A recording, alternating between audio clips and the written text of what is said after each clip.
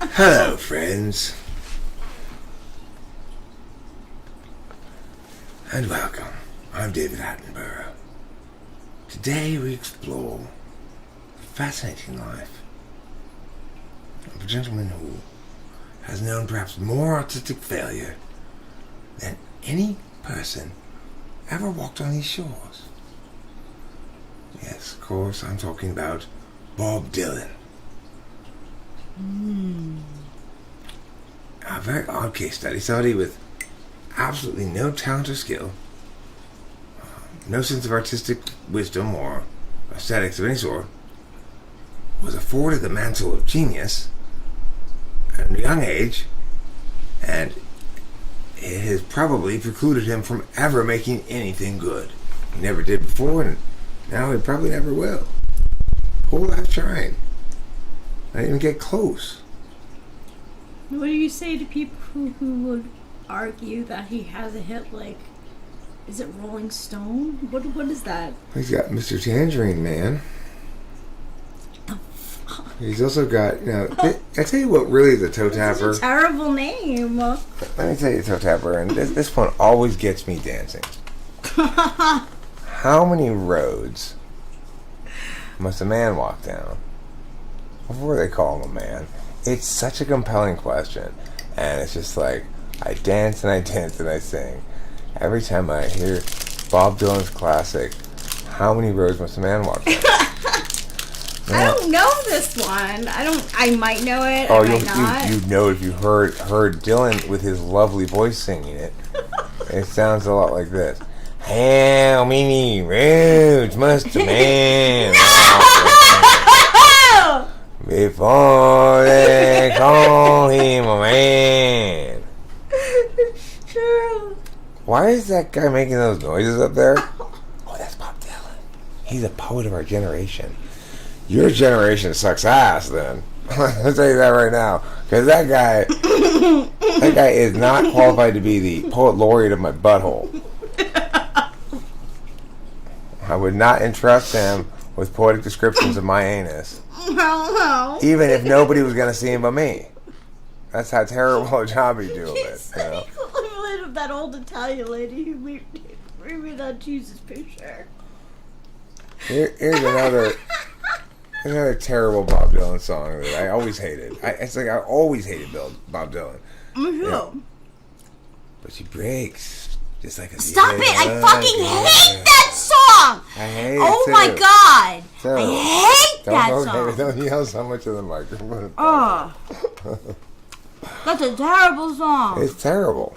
Okay, so we need to make a list of the worst, like, crimes against art in history. But I forgot about that song. A list of artists that make the worst art criminals in history. Who are they? Well, we already know a couple of them. We know Dave Matthews is on the list.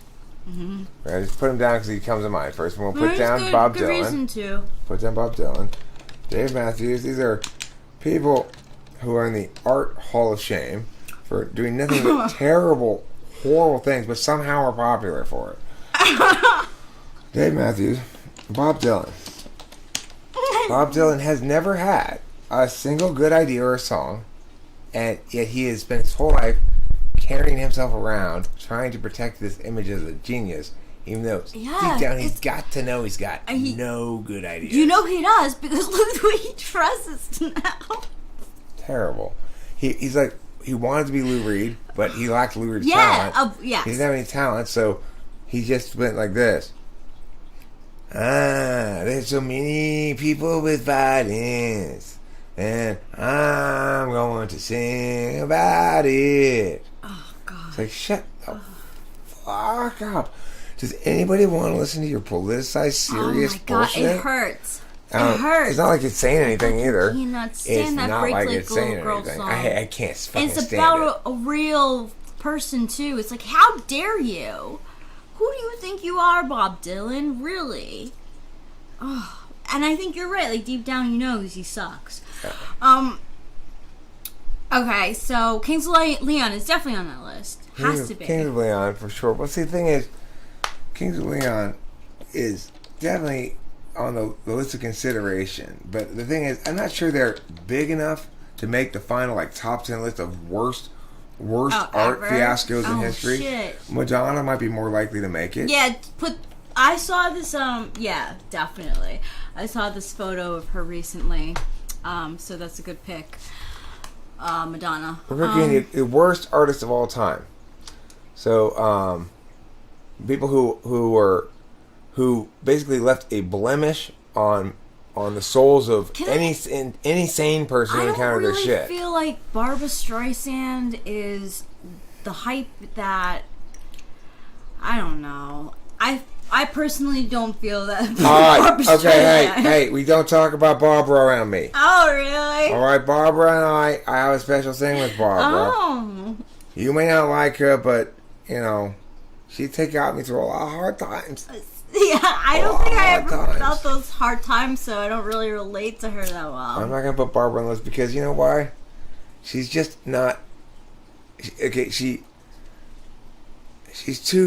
not presumptuous enough in some sense. It's like she's not trying to do anything more than really she's trying to do. It may be bad, but she's like she doesn't think she's. It's like the thing that's so offensive about Bob Dylan more than anything else is that he thinks he's some sort of revolutionary thinker or something. I know, and he gets rewarded for it too. And Madonna's definitely like that as well. Okay.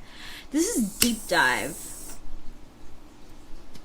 Well, okay, what about oh my god. A band with like look at this graph. What band is that? Look at this graph.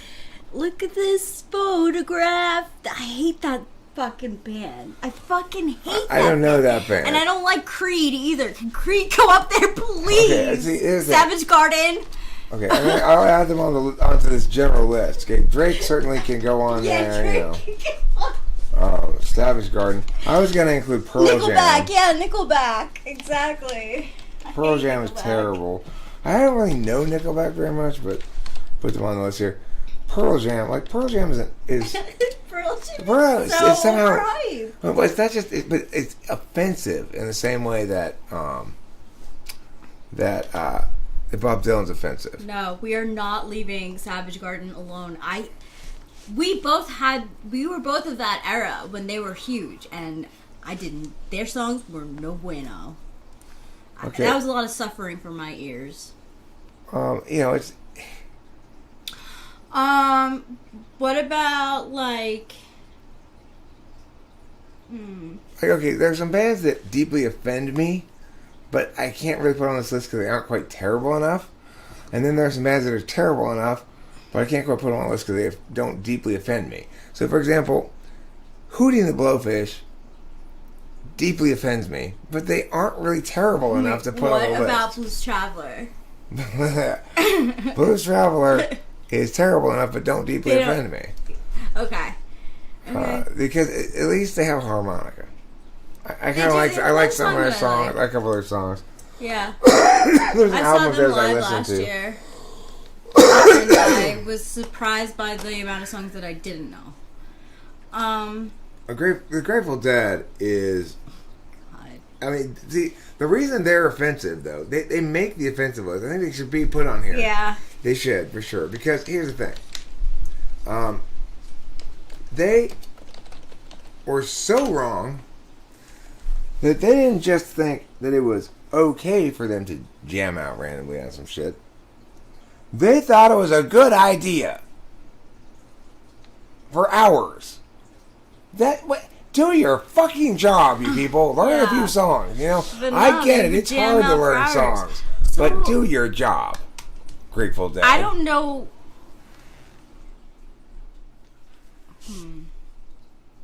This is difficult. Casey Jones is a good Can song. we please put Creed on there? Sure. I'm not trying to prevent Creed from making the list. Creed? I don't know. Made my ears bleed. I just don't know what they sound like, so I can't really. Oh, it's that one holy song. He's like, with the arms wide open. Oh. Okay. Oh, sickening.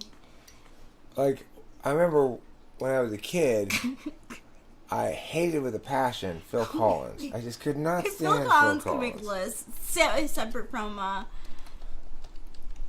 Yeah, there was this one song by Phil Collins. A couple of them that were big when I was a kid, but one that I remember, I was gonna come on the radio and be like, "Oh my god, Which fucking one? Phil Collins."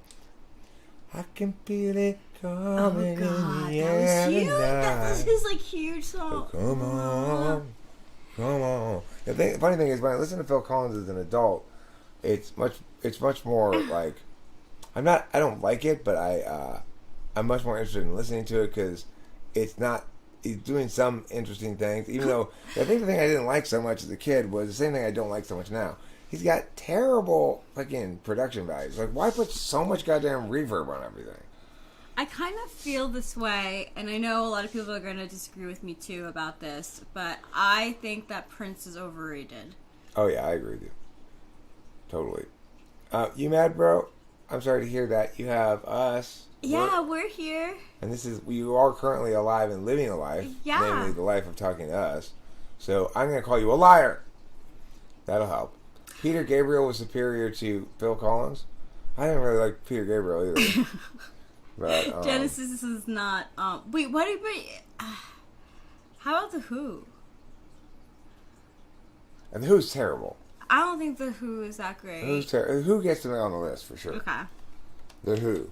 I Elton agree John. with you. Elton John terrible. is totally. Terrible. I'm Still Standing, but that's one song. Now, here's the thing. So, Elton John is where Billy Joel's Bad Ideas Go to Die. yeah. Billy Joel is so superior. So superior. This is a difficult. Unsubscribe me. Nobody disses on Dylan against my watch. First, underrated as a musician, overrated as an artist. Yeah, I would agree with. I mean, I don't think he was really underrated as a musician. He was kind of hyped as a musician. Yeah, he was hyped as a musician. But I agree, he was overrated as an artist. He does have some good songs. Yeah, like Raspberry Beret, and like you said, that Nicki one. Yeah, that's his best song. I They met a never play girl it. named Nikki. I guess you could say she was a sex fiend. I met her in a hotel lobby, masturbating with a magazine. She said, "How'd you like to waste some time?" And I could not resist when I saw little Nikki grind. It's a hard melody to sing. Okay, I can't believe I nailed it right there. Actually, I got it because it's got the shift in the after the masturbating to a magazine part where it shifts in keys or something. It gets weird, but I nailed it that time. No, that the Poop Brothers covered it. The that band that came after Kurt Cobain died, Foo Fighters. Oh, Foo Fighters. The Poop Brothers. I like that a lot. What about the Foo Fighters? They covered that song, don't they, Nicky? Oh yeah, I don't. They don't bug me that much. They're not too offensive. They're not good, but they're not. Courtney Love should be up there. She offends me. She offends me. She's in Hole. I know. I'm not saying Hole's good. Oh, okay. But Hole is like, I could listen to one of their songs. So can I. But Okay, we can put Courtney Love up there simply because. you don't have to. But It's see, I think okay. she's more evil than artistically okay. disastrous. Okay, true. Okay. Like, she didn't really make a whole shit ton of art, so she can only be What so about Mariah artistically disastrous. Carey? Her main song is Pretty "All I terrible. Want for Christmas Is You." I don't like her in general because she likes to do all the vocal acrobatics. I hate that shit. Ooh, how about Christina Aguilera? Yeah, another bad artist. Aguilera. Cher? So she's leading by the true. Can you please play a song title so she's leading by the true? I can't play songs by other bands on the live stream without getting in trouble. I can only play my own shit. Or I can sing, even if I am just singing with my voice, sometimes a cover will show up as they get royalties from the video because I sang part of their song. Wow. So it's pretty, they're kind of fussy about copyright stuff. I can't play that song now. Demanding. So She's Leaving by The True. I don't even, never heard of it. And I can't play it. what sparked this What idea? about like? That Bob Dylan's so terrible? Bob Dylan's terribleness was mostly responsible for it. An insufferable terribleness. He's got no good songs, no good art, and yet he carries himself around thinking he's some kind of genius. Okay, so I need someone in the chat to help us out. I believe he won a big. I think he won a Nobel Peace Prize. I'm not sure. It's up in that like area of like importance. He won something like that. Well, I don't think it was a Pulitzer. Maybe a Pulitzer, but I don't think so. I think it was a Nobel Peace Prize. If Sorry, go ahead. I yeah, got one. if you know, I appreciate You got to put him on there. Tyler Perry. Thank you. He has run roughshod over countless people who have accidentally changed the channel, landed on one of his shows, and been distracted and watched a few seconds of it, only to discover that Nobel Prize for Literature. Yeah, that's what I thought. Thank you, Running Fox. I appreciate that. he got Bob Dylan got the Nobel Prize for boo. Literature. Yeah, boo. Okay, talk about people desperate to try to help him understand that he's not a good musician. Piece of shit, right? He doesn't make good songs. No. It's like some people would mistakenly say, "Oh, he fell off. Like he was good once, but then he got back." What? He was never good. Never. He never made anything Oh my good. gosh, I cannot take that poor girl that he wrote about. Hey, Sean O'Neill. Yes, it's open to all art. It's true. Hi, Sean. Freddie Forgiati can list any artist who you think is a cancer upon the art world. It's fine. What about, but here's the rule. Basically, they have to be successful, big and successful, and they have to both be awful and somehow offend you. see, I'm gonna get some negative feedback, I think, with this one too, but I'm not a huge Pablo Picasso fan. I think that he's a little bit overrated. You know what really sells of his artwork is his sketches. Funnily, enough. Pablo Picasso, his problem is he was not an intuitive like me, Raul Diego. Raul Diego, though. Well, there's an artist. That's an artist.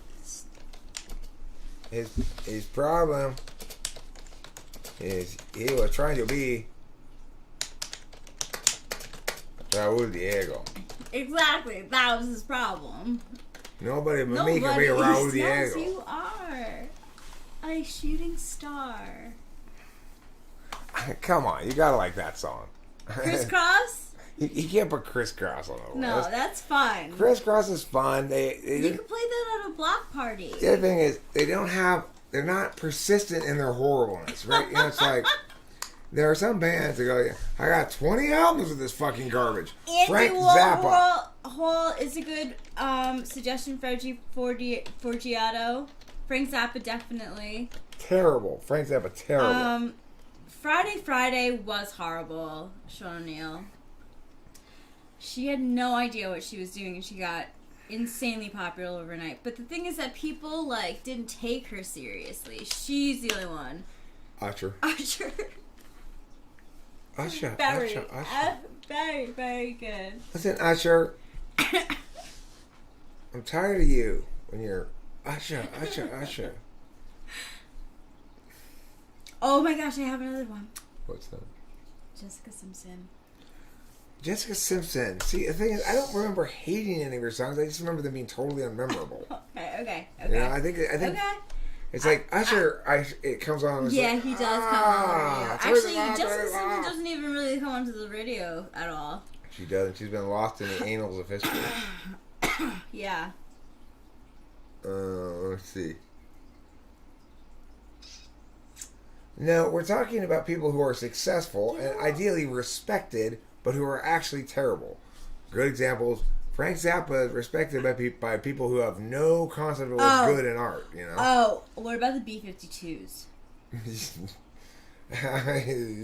Yeah, I mean they're kind of. I mean, I are they too I don't quirky? think I don't hate it. I'm not offended by them enough. Okay. That's good. I like one of their songs. It's not popular.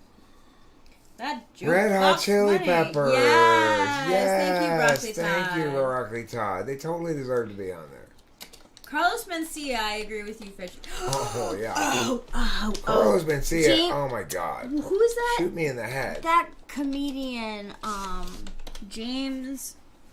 He's Paul Blart Mall Cop. Oh, yeah, that guy. Yeah. He's such a bad comedian, but he knows everyone and he gets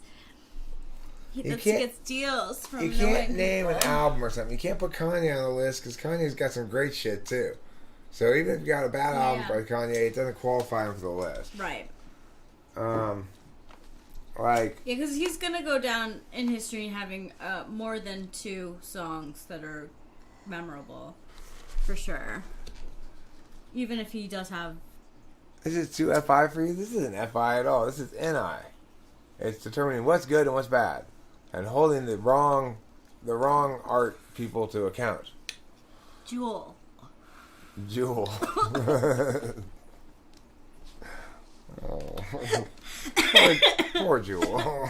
She'll be down. She won't be in the top 10.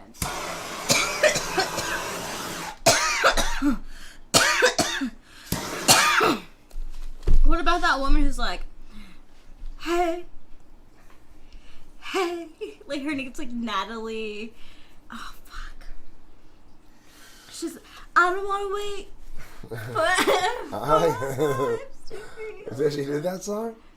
Because I'm constantly feeling that way. I'm constantly being like, hey, what do you mean it'll be a minute? I don't want to wait for my life to be over. I want to know right now when it be. You mad, bro? You can't name a particular work that's terrible. You've got to name a person whose body of work is so terrible that they themselves are just a cancer on the art world.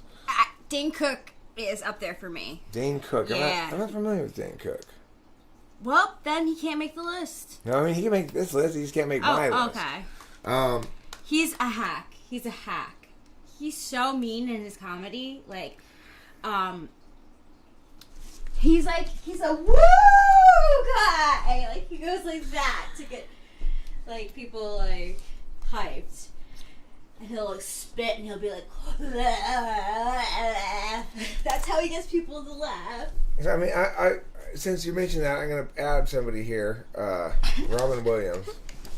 Oh, I like him. Despite his good work in a lot of things, every time he tried to be funny, he hurt my soul too much. I know. I can't. That was not fun. That was not a fun experience. When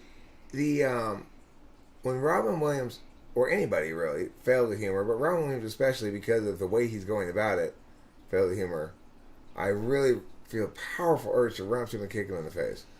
You need to stop now. They're doing a anniversary Zoom of Fast Times at Ridgemont High, and Dane Cook is in it. How weird of a choice is that? Like, I don't know who he's gonna be. Maybe like one of the Burger Boys, or maybe the douchey guy who like gets the girl pregnant and then like gets money to like pay for an abortion. I think he probably does play that part. I mean, I don't know. Mark Wahlberg, he's a pretty good actor. Yeah.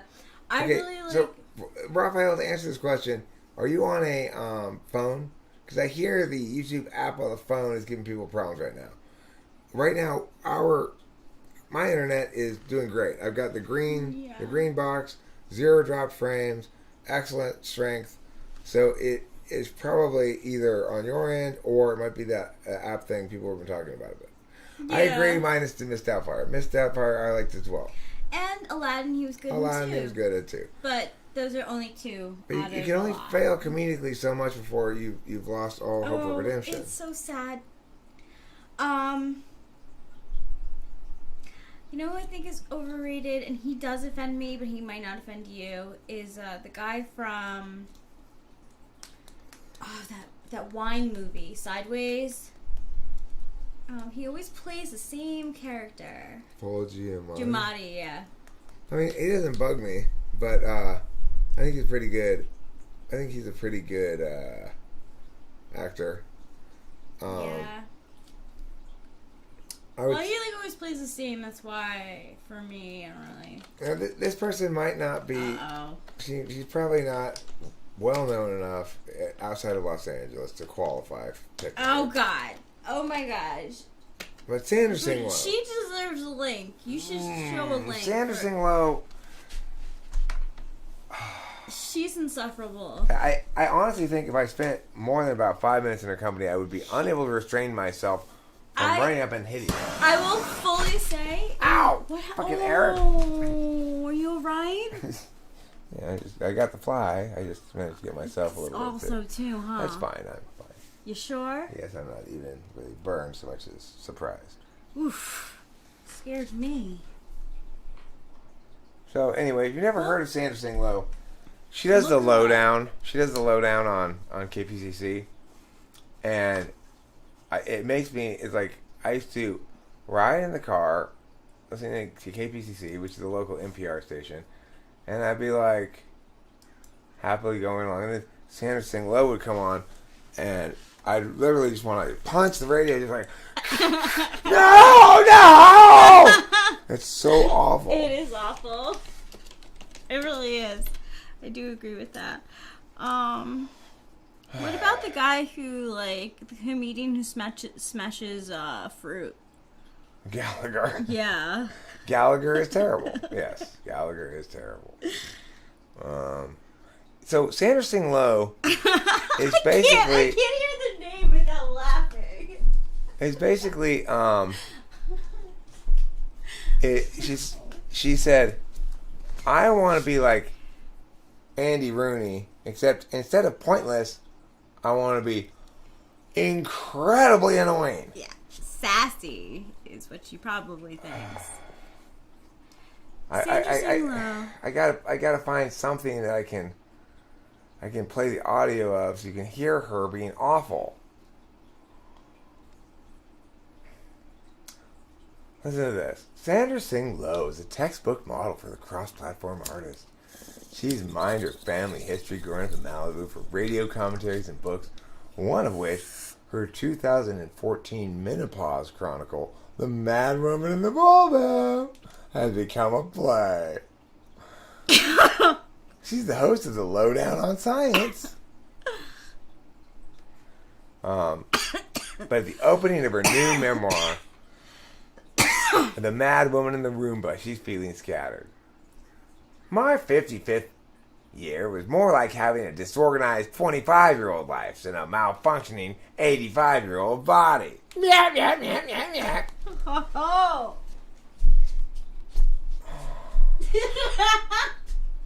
Good imitation. There's not a single thing that's ever been funny about you. Your affect is utterly appalling. It's offensive to anybody who understands anything about aesthetics at all. I just want you to just stop with the whole just. What it's about like Rosie O'Donnell? She's pretty awful too. But it's like, okay, let's say I want to say something. You know.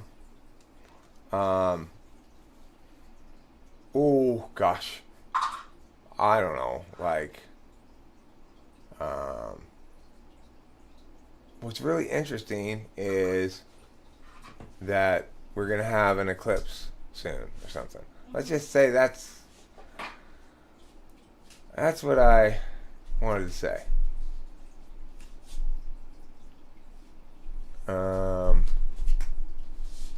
if you're Sandra Singh Low, you say it like this for no reason. You go,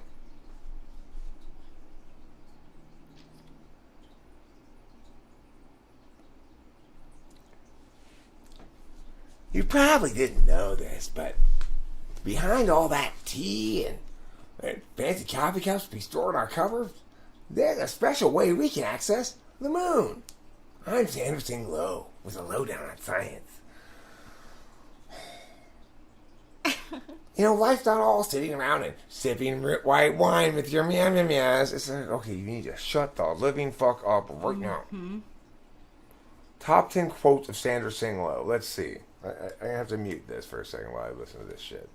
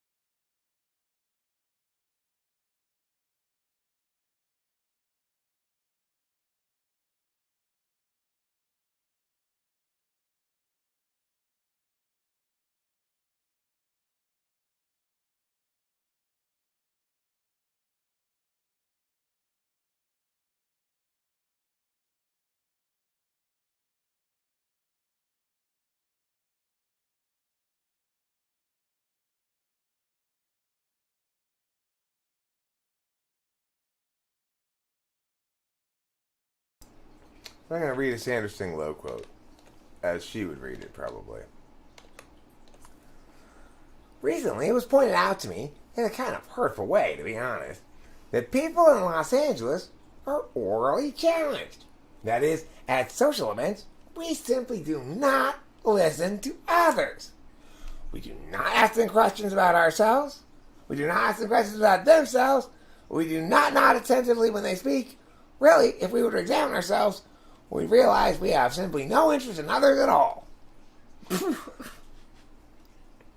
Speak for yourself, Sandra Singh Low. Yeah, that's pretty down. Yeah, I'm Sandra Singh Low. I'm Eddie Rooney, but horribler. Why is it all about Los Angeles? Like, Because, I love living in Los Angeles. I got a wonderful job. I'm Sandra Singh Low. Los Angeles is the nation's cultural scapegoat. Whap, whap.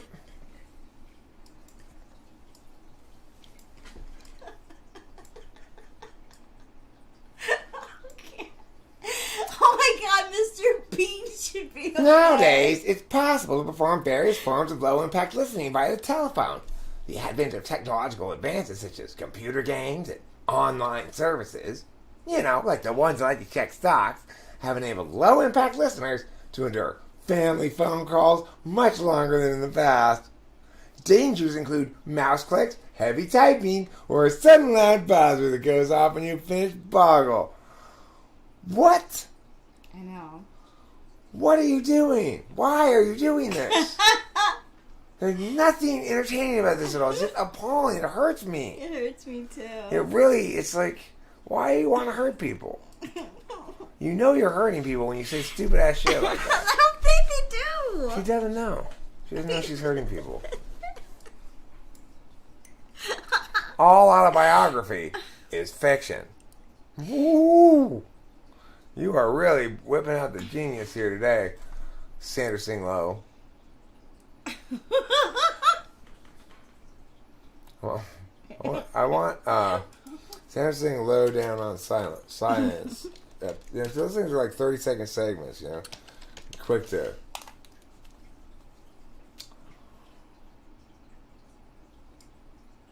Too long to be a radio one. This one looks like it might be. Alright, I can take a chance on just playing it.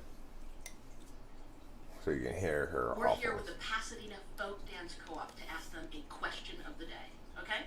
Now, you're in beautiful outfits today, but this is a question about laundry. According to scientists, what's the longest time you can safely go without washing your jeans? 1 hour? 2 days? 15 months? Talk amongst yourselves. I just say what makes sense. All right, and the head of the Folk Dance Co-op, you're going to say? 15 months. Ding, ding, ding, you're exactly right. Jeans are as dirty at 2 days as they are at 15 months. Congratulations.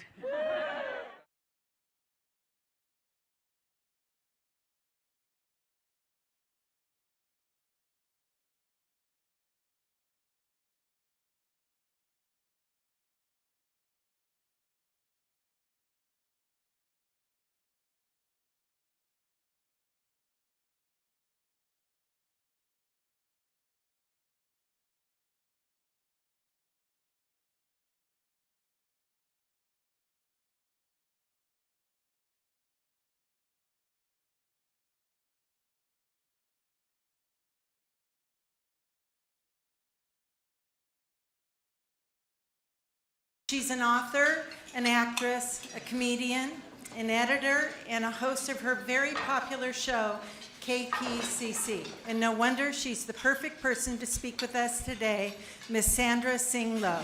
Thank you so much. Thank you. Thank you. What a lovely intro. I'm prepared to speak on stage, but if I need my notes and reading glasses, I'm going to go over here because I'm 52 and I'm not afraid to admit it. I didn't set out to be the poster child for menopause. It's not every little girl's or every little boy's dream. The word associations you have with menopause are old, crepey, dry, dried up.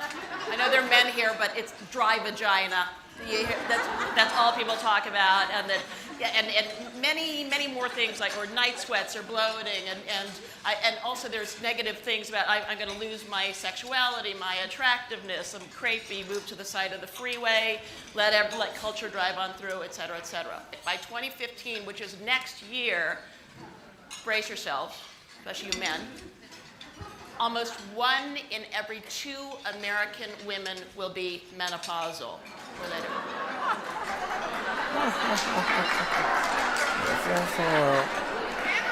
You know, 50 million women are. We're the largest. The thing is, she's not even demonstrating her awfulness in its full glory.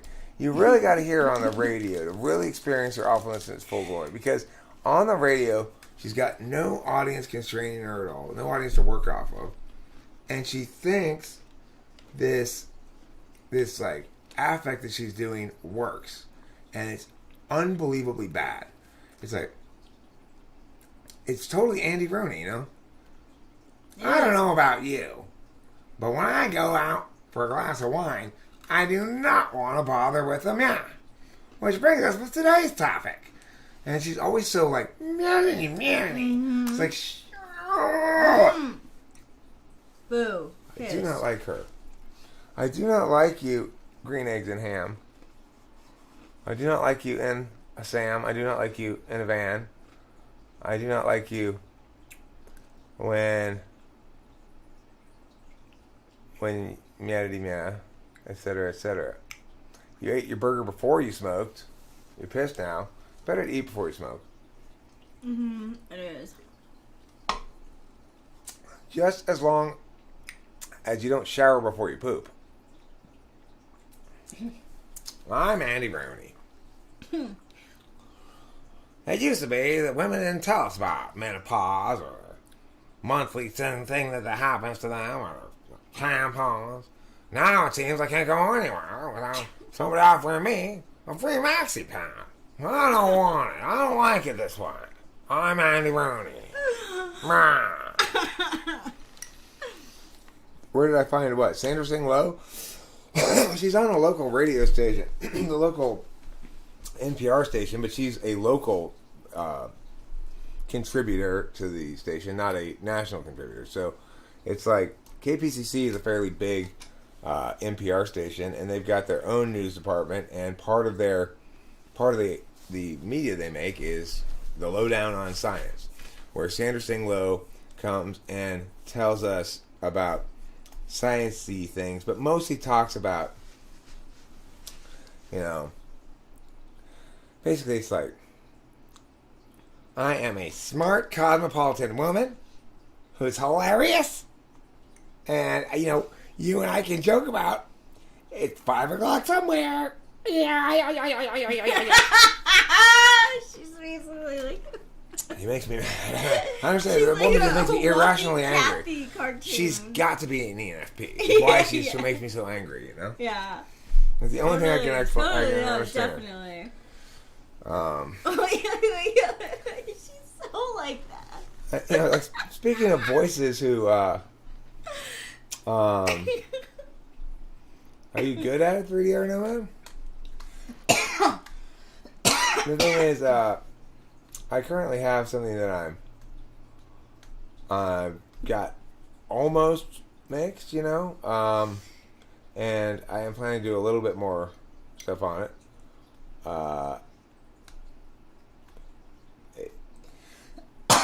I can send you what I got right now. See what you think.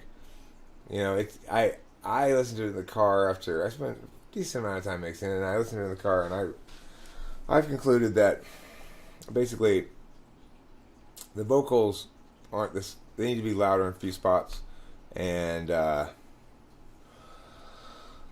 the diggity thing needs to be a little bit louder. The part in the little breakdown needs to be louder, and that also I probably need to do a little EQing, like to notch it a bit to notch the guitar at least a bit at around 2K to give a little bit more space to the vocals. Maybe boost the vocal a teeny bit around 2200, something like that, and then probably cut the bass a little bit about 4, or actually just turn down the bass a little bit, just a little bit. It's big, but not super too big, really. It kind of sounds good, so turn it down a little bit, and I think maybe then just a hair, just a CH worth of cut at 400, because that's where it seems to show a bump on the spectrum analysis, you know. A little shop talk, a little music making shop talk. Mm-hmm. Slapping that bass. I don't have a bass, so what I did was that looks so pretty. I got a bass sample from YouTube. Somebody was playing the bass on YouTube, and I grabbed a piece of that audio and chunked it into a note, and then worked with it like that. I think it sounds pretty good, actually. The bass does. Sounds better than my normal bass for sure, because I got a real bass sample. Yeah, no, it sounds really good. And the guitars match up nicely with the bass too, and the drums. No, I will.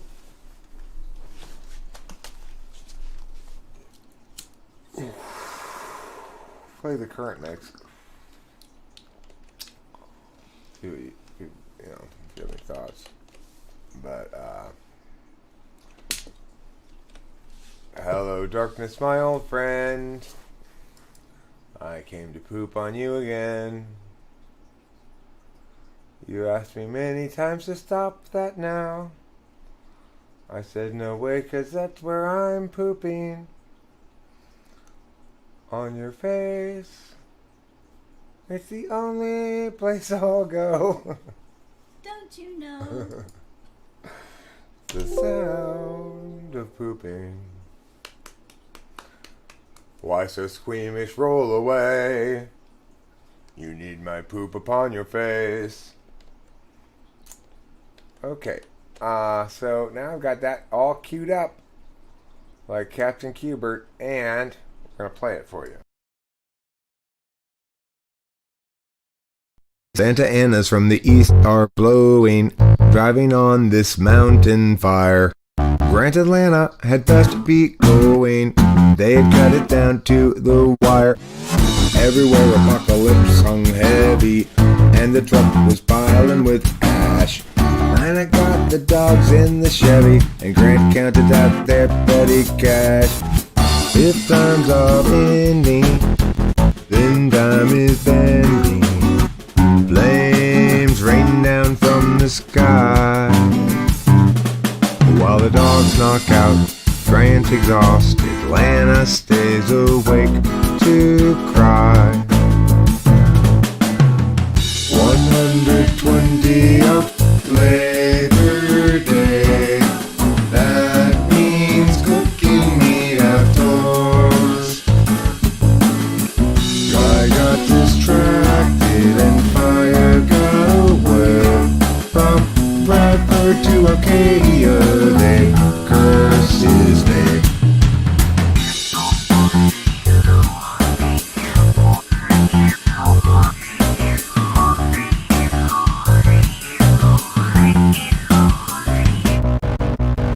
chased them west and down the incline until they reached the foothills below. They found a room cheap for the night online. At least now they had somewhere to go.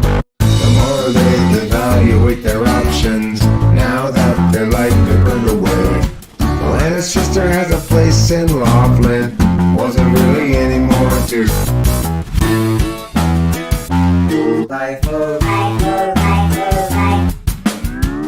If times are ending, then time is bending. Flames rain down from the sky. While the dogs knock out, brains exhausted, Lana stays awake to cry. While the dogs knock out, brains exhausted, Lana stays awake to cry.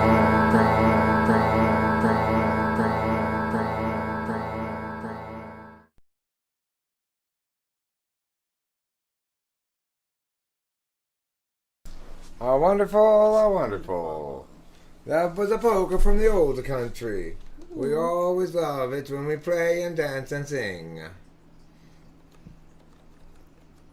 Next up, we have the wonderful dancing of the singing partners, Julie and Bobby Zoomthings. Oh, Julie and Bobby. Soon things. Thank you, you mad bro. She makes a good groupie. I'm not a group, that was the thing. That's the other thing to note, right? Yeah, I'm not actually a group. Hey, Winston's mom. Glad you're here. My accent really comes out when I sing, huh? What about, the woman who sang Jolene? What's Jolene? What's her name? The one with the big boobs and blonde hair. She's like, Jolene, Jolene, please don't take my man. I don't know that. You know. Yeah, Dolly Parton. I think she's overrated. She has 2 songs. She has 9 to 5 and Jolene. I'll give her those 2. Working 9 to 5. What a way to make a living. Meow, meow, meow, meow. Dolly Parton, I'm sure, is not very good. Yeah. Yeah, I'm with you on everything you say there, 3DR. No, we're right on the same page, Running Fox. We feel the same thing towards Dolly Parton. She was more of a sex symbol than she was a singer and songwriter. I mean, there's a lot of terrible stuff that gets fair amount of fame. But it takes a special kind of terrible to maintain being terrible for the long term, and to be successful being terrible, and to be completely oblivious to it, and or in stark denial like Bob Dylan. Like Madonna, you get the sense she's oblivious. Dylan is not oblivious. What about? He's lying to himself and everybody else. Yeah. I think the guy from R.E.M. is very like that too. He's not a good artist for sure. He believes his own shit. Don't stink. I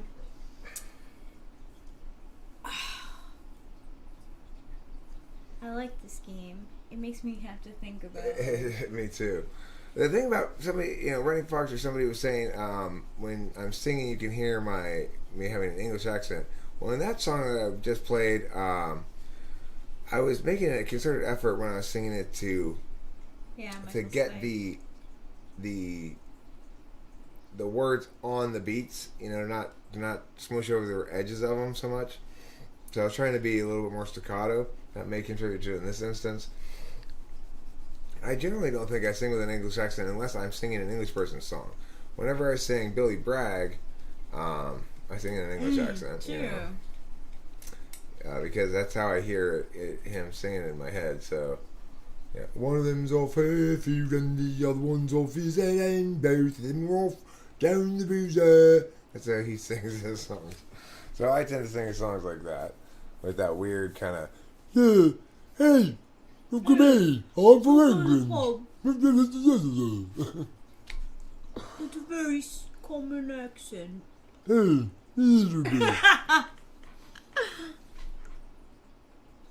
come to love. What?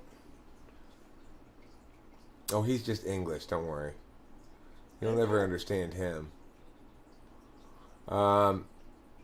The other terrible artists. Let me think. Okay, I got one. Willie Nelson. Willie Nelson's pretty damn great, actually. He wrote so many great songs that Did people he? don't know he wrote. See, he's a genius, that really. I don't know. See, that I didn't know. Because I can only think of You Were Always on My Mind. But he also wrote, he wrote I Fall to Pieces, Patsy Cline song. He wrote the other Patsy Cline song that she's famous for. Oh. What's it called? The other one. She's got two famous songs. One of them is I Fall to Pieces. Wow, wow, wow.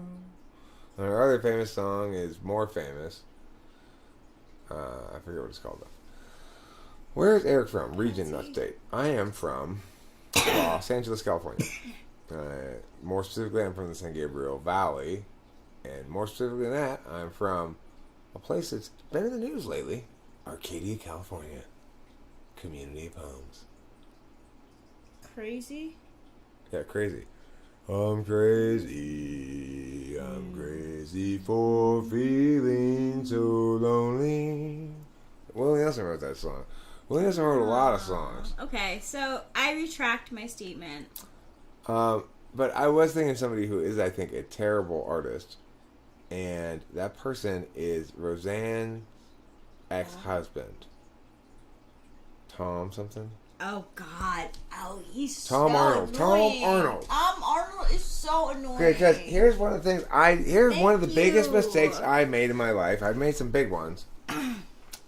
But I intentionally watched a Tom Arnold movie called like Meet the Stupids, I think. And it was like it was kind of like opening a mailbox and finding not only a dog turd in there and a rattlesnake, but also nuclear waste and a very small terrorist with a gun. It's that's so bad. It's like I don't always expect my mailbox to have happy surprises. I usually expect it to not have any unhappy surprises, but I don't expect it to be stuffed full of fucking toxic garbage. Crap. It was so terrible. The worst movie in the history of the world. I mean, I'm not surprised. That doesn't. He tends to turd up the place. it was not a good movie. I believe you. Tom Arnold, yeah. Ugh, Tom Arnold's terrible. Roseanne Barr deserves is to be not on that great either. Roseanne Barr, not a good Okay. artist, but she doesn't make me cringe as much as Tom Arnold. No, does. he's way more cringe. Carrot Top. Carrot Top Carrot makes me Top. cringe so much. Indeed, Carrot Top. Okay, first of all, look. There's nothing funny about you getting cut, Carrot Top. That's a joke. I mean, what I'm saying is, Carrot Top at some point in his career had some early success, and then he had the Vanilla Ice / Screech phenomenon, where he felt the need to be legitimate in some way, right? Like, Yeah, So, he did. I mean, he wasn't in as difficult a situation as Screech. He's so. Oh my god, Screech. I think if he's married, I think I know the person he's married to. But the thing about Carrot Top is Carrot Top is a comedian. He kind of is like, he's mad at not being respected or taken seriously. He's Okay, so he so still works. mad. First of all, he still works in Vegas. Like you can see him in Yeah. Vegas. Yeah. But, okay, you mad, bro? I hope you are not dissing the great and immortal genius Pauly Shore. Oh no. I had a I mean- tortoise named Stony after Pauly Shore. Without Pauly Shore, would any of us be wheezing on the ooze? No.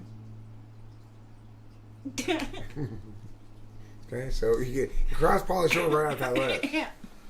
Without Pauly Shore, we would not ease on the ooze. The thing is, with Carrot Top, so he gets insecure, right? Because he's got success at a young age, and then people don't really respect him though because he's doing this dumbass prop comedy. Yeah.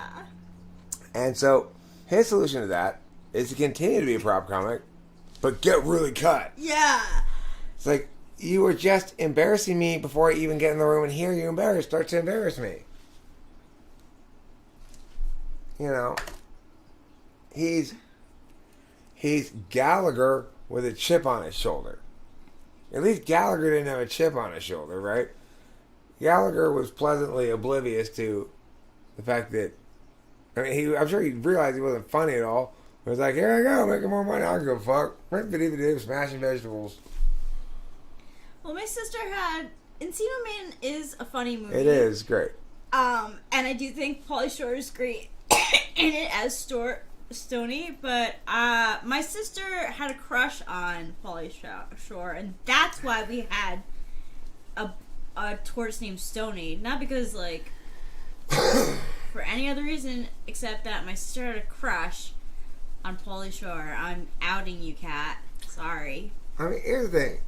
First of all, we're going to Frank Zappa terrible. I've addressed him already. He already made the list. He's already on He the made the list. list early on. He's fucking terrible.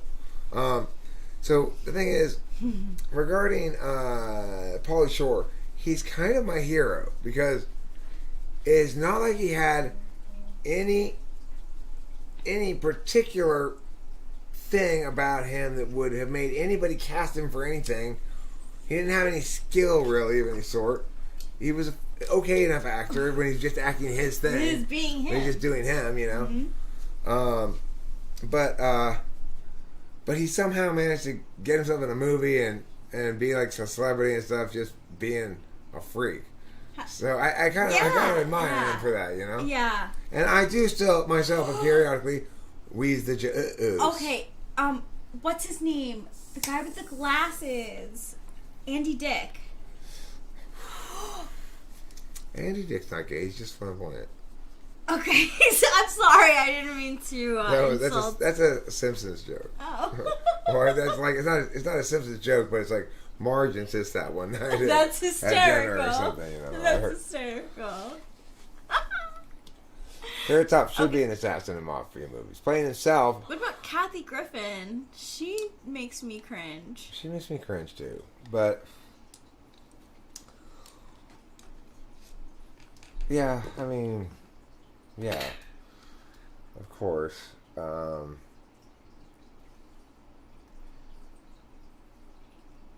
She's on the wah wah wah. Oh my god. Wah wah wah.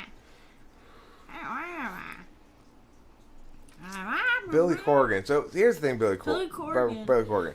Randy Fox. It's pretty tough. Billy Corgan is very near the top of the gaff list. But he does not actually make my terrible artist list because he did actually successfully make some good art, even though he's totally insufferable. Ronnie Fox, nice.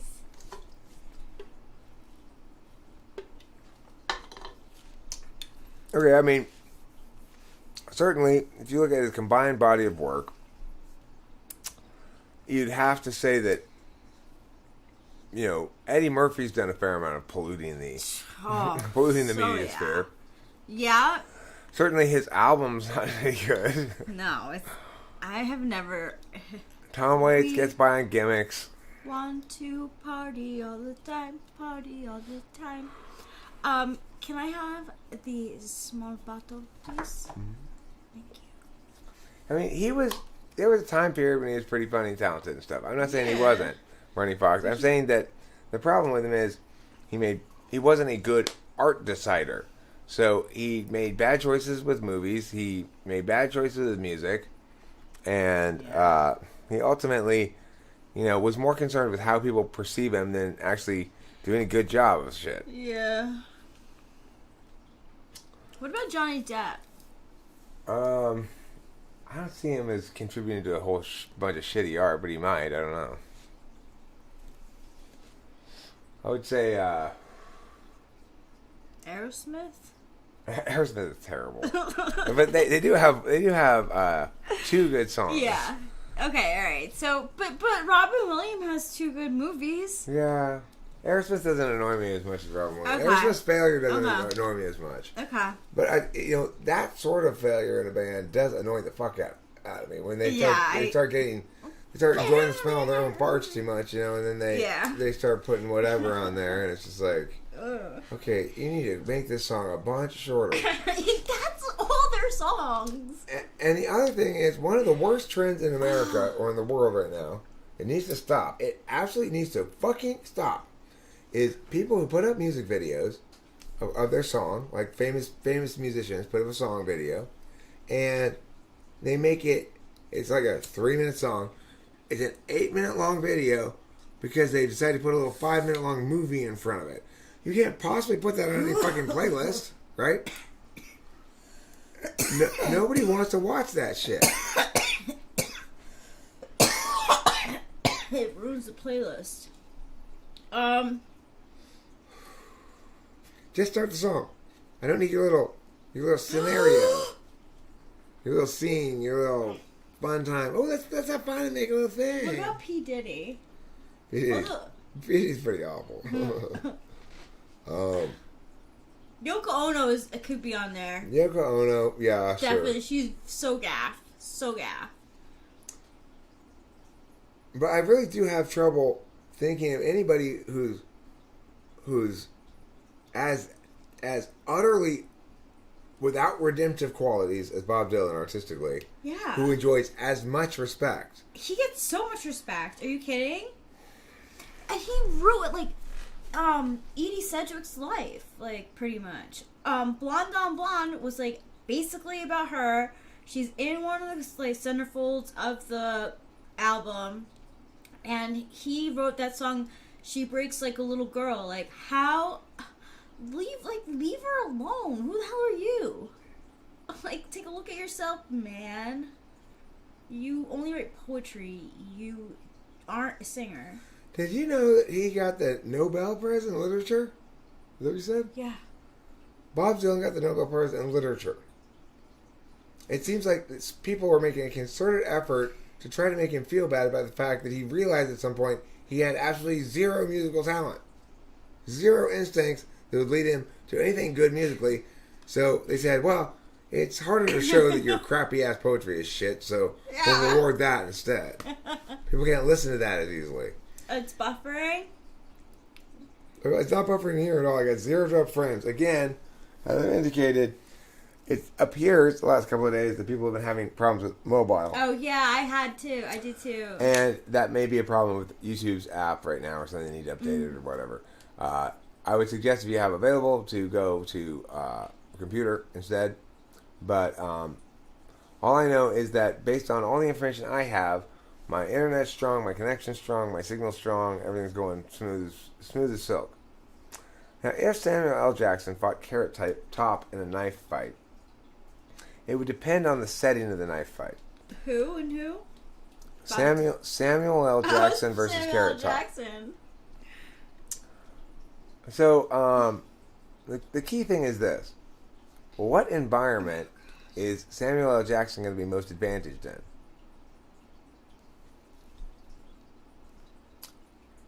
Probably an airplane.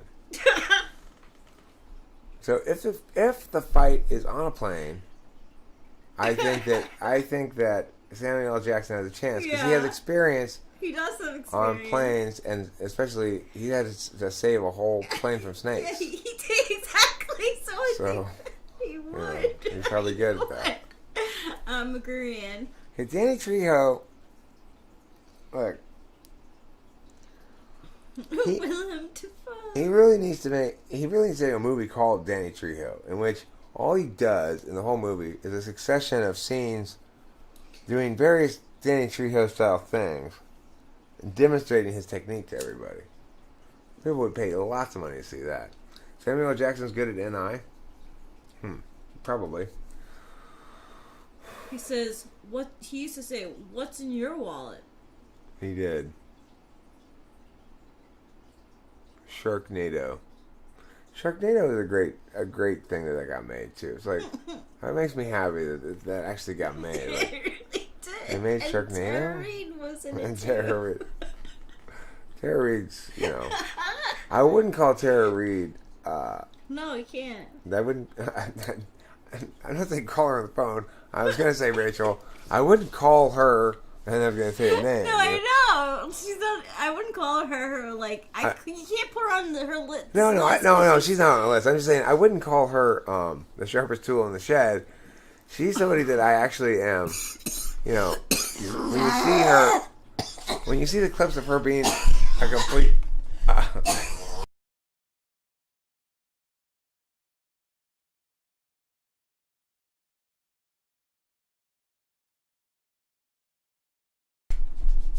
So, the thing is,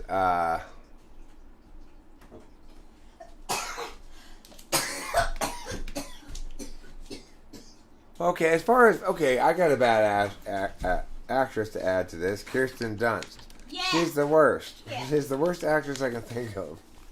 I never believe a thing she says to me. I always go, this girl's acting. She's acting. Like good actors, I never think that, right? You're caught up in the thing. I just never believed Kirsten Dunst. Let's see. I knew that we were made to be when we both thought that Kirsten Dunst was shitty.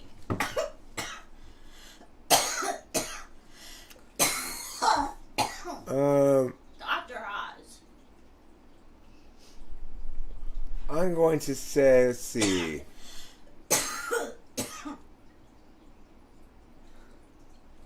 Well, you gotta wonder about somebody like M. Night Shyamalan Ding Dong, right? Who literally, Yeah. I don't know if he could have done a worse job with that Avatar movie. It was just the most lifeless, like exercise in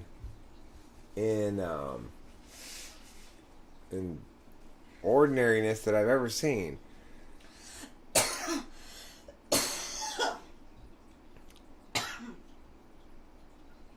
Are you saying you want to get the thing?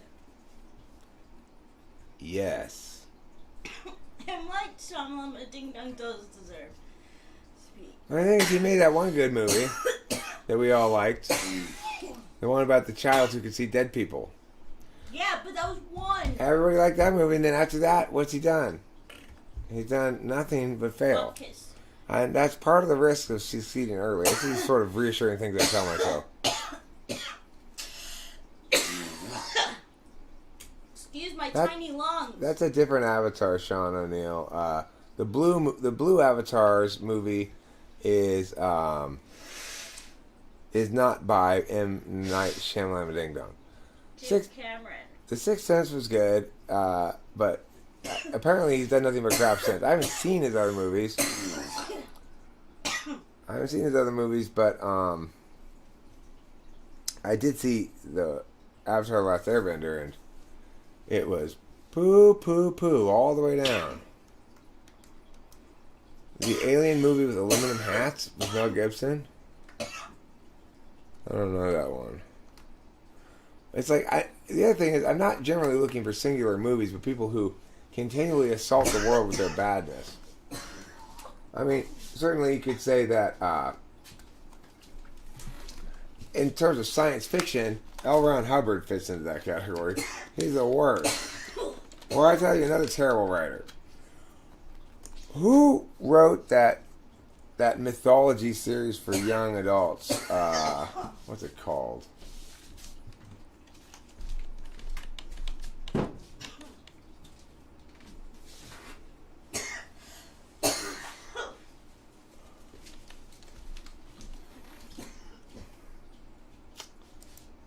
Percy Jackson.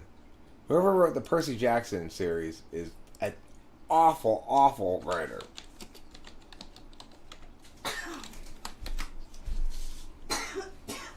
Rick Riordan. Rick Riordan.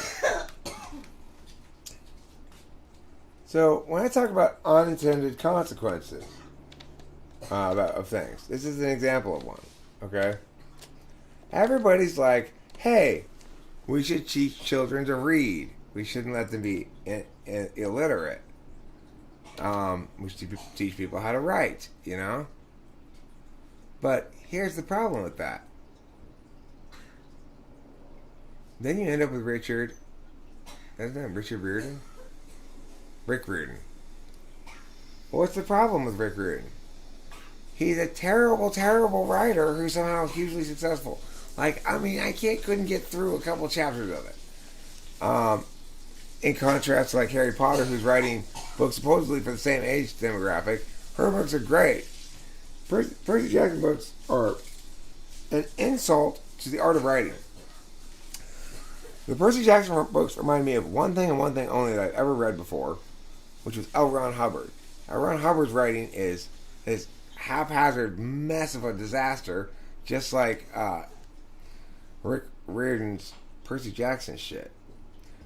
Ursula Le Guin's too slow.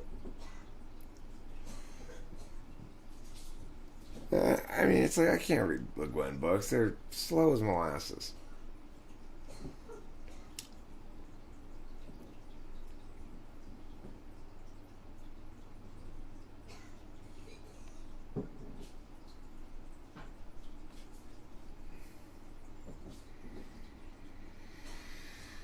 It's hard to sell things to people who aren't interested in buying them. It's theoretically possible, but if they really don't want to, then you shouldn't feel good about accomplishing that, even if you do succeed, you know? But, you know, I have been and done some sales, but not... When I was trying to sell stuff that I wasn't intimately involved in the product, then I didn't. It made me feel effy icky. I don't know. It's like it depends what kind of sale you're doing, of course. It's like you're doing corporate sales and stuff like that. It's a whole different ballgame than if you're doing telemarketing. That was my first sales job, was telemarketing, and then I ended up at the debate school, you know, selling a lot of parents on the program when I worked for Kudos. But that was a different matter because it's just me explaining to them what I actually believe to be true. And it's like I'm not even trying to sell them. I'm just saying, well, this is. It's like, well, should I make it take it? Well, of course. Of course he should. It's better than anything else you're going to put him in. Lord of the Rings is too slow for me, too. I never read Lord of the Rings. I read all the Swords and Dragons books, but I never read Lord of the Rings. And it's too much description. It's like, okay, I get it. There were some big trees there. Yeah. I started one of them, and it's like 10 pages in, and he's still describing these trees. And I'm just like, okay, fuck this. That'd be too much. Too boring, too boring.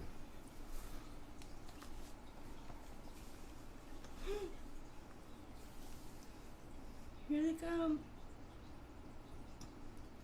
Aww. I believe you, but I never watched it or read it.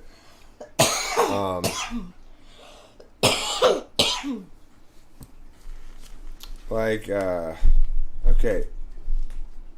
Here's something that did a lot of damage to my soul as a kid. The show One Day at a Time. One Day at a Time.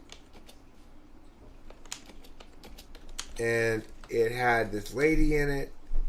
It had this plumber dude in it. I don't know if you ever heard of One Day at a Time. No. I'll see if I can find a picture of the show. You know, a picture of the show. Well, I don't know, but that did me, man. All right, let me see here. One Day at a Time. One Day at a Time was a sitcom, purportedly.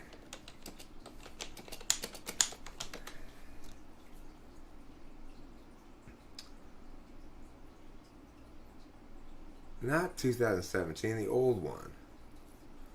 Vintage One Day at a Time.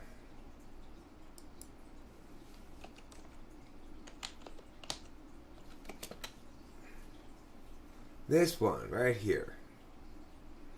Okay, so now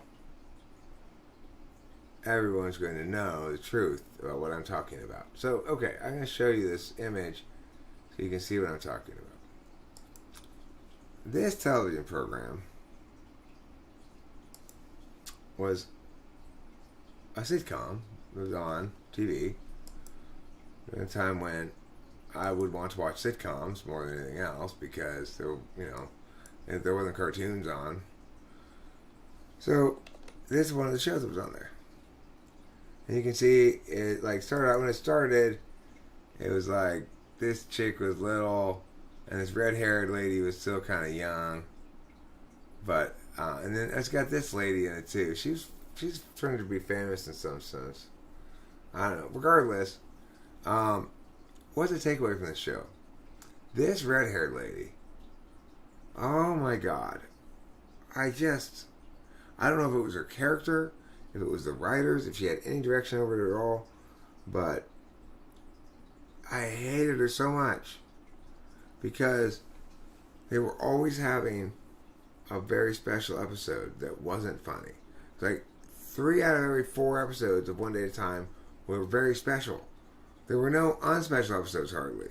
They were all like dramedy, and it got all serious, and like the red-haired lady was always crying about some shit. It's like, God, I don't like you.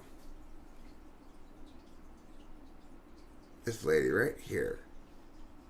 Oh look, here she is now. What's her name? What is this lady's name? Like, do you see? You see how I don't like her? Look at this picture right here. You don't like her either, do you? Mm-mm. Who would like her? I'm not even talking to just you, Rachel. That's the show. This lady.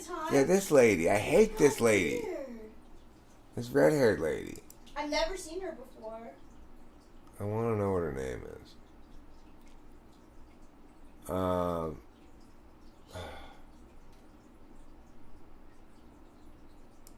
She played like a single mother, and this plumber guy was always helping out around there, trying to get in her pants. But, serious things were always happening to her. Again with a fucking serious episode? Even when you're not serious, your show's not funny, so why are you making serious episodes? Why don't you try to be funny first and then maybe make a serious episode? You're supposed to be a fucking comedy. It had Mackenzie Phillips in it, and Valerie Bertinelli, and who's the lady though? Who's this red-haired lady? Didn't say. Why not? Oh, Bonnie Franklin. Bonnie Franklin? You know what is coming. An instruction from me that you need to suck it. Oh, you're dead. Well, I guess there's no point in shitting on you quite so hard now. Pay the ultimate price for your aesthetic failings.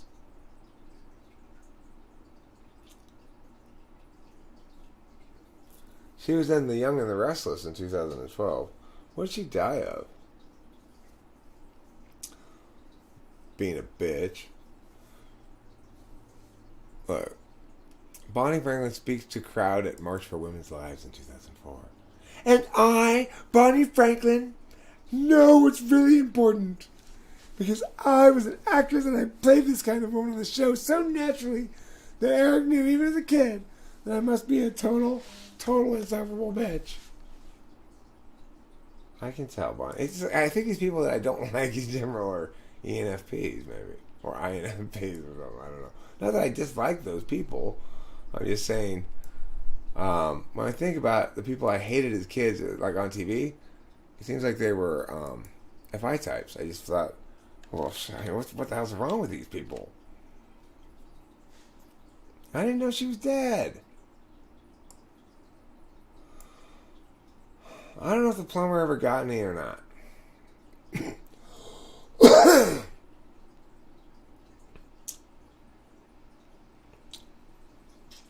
Alright, so Mackenzie Phillips is the daughter of Papa John Phillips from Mamas and the Papas, who she's also the brother to Papa John from the Papa John Pizza family, who after Valerie Bertinelli divorced Eddie Van Halen, Papa John married Valerie Bertinelli even though she was so old, and Eddie Van Halen ended up marrying Mackenzie Phillips, and that's why we have Papa John's Pizza. True story. I bet you Bobby Franklin loves Bob Dylan. I wonder if we could find that out. I bet you Bobby Franklin has like a Pinterest page on Bob Dylan. That would be a good test. You know, it's like if I could find out if this celebrity likes Bob Dylan, I could determine a lot about them. That's a great idea. Does Bonnie Franklin did Bonnie Franklin like Bob Dylan?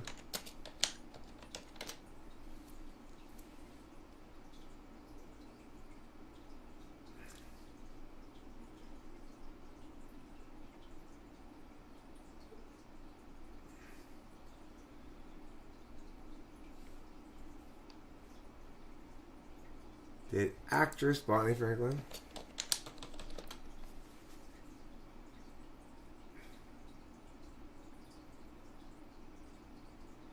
Well, I could potentially I could potentially Photoshop Bob Dylan and Bobby Franklin together.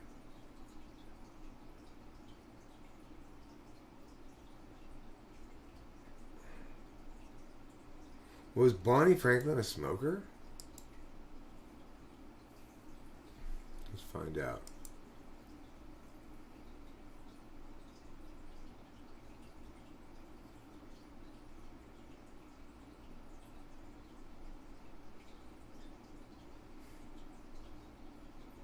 This is so silly. This article is from The Count. It says, was Bonnie Franklin a smoker? Does it matter? Is it too soon? Well, the Count.com readers want to know, which means it's not too soon, and it does matter. So the question is, was Bonnie Franklin a smoker? And if so, did her smoking contribute to her death? The answers are yes, no, or maybe. Well, great. Can you clarify a little further? I have no idea if Bonnie smoked, either at the time of her death or at any other time in her life, but if she did smoke, it could have contributed to her death. The one day at a time actress underwent treatment for pancreatic cancer in 2012 before succumbing to the disease a year later at age 69.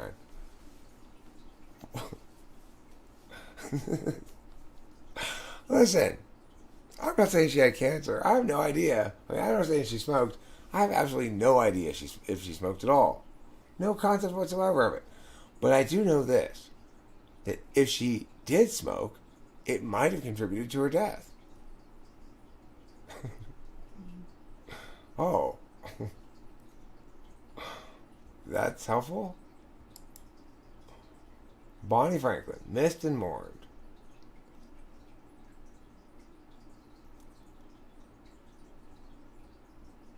Alright, so I'm going to cover what happened in March 4th, 2013 in celebrity news.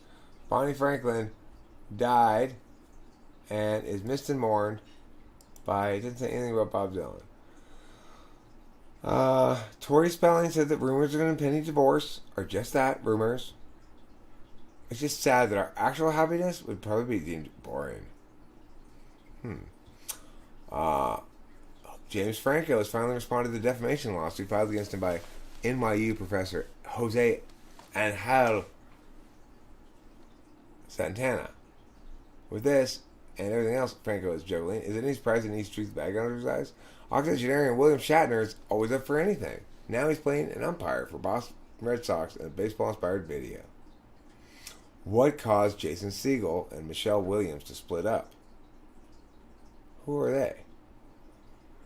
Is everything okay between Andrew Garfield and girlfriend Emma Stone? I don't know. That's the honest answer. While Mila Kunis looked Gorg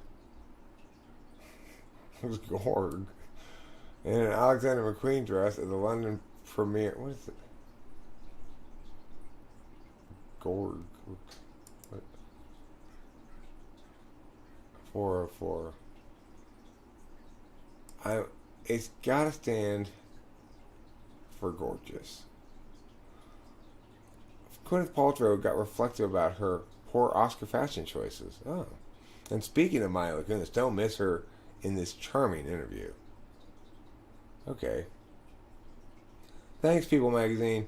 You have really helped inform me about celebrity stuff from 2013. I still don't have any leads, though, on whether or not Bonnie Franklin was into Bob Dylan. You know, it's frustrating. So, I will say this, though. Mackenzie Phillips is the daughter of John Phillips. And, Talents Cat put her in American Graffiti. She was 13 when that came out.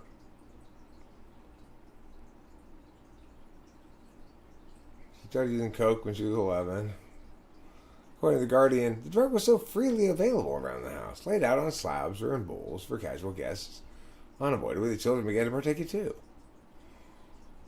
Well, that seems reasonable.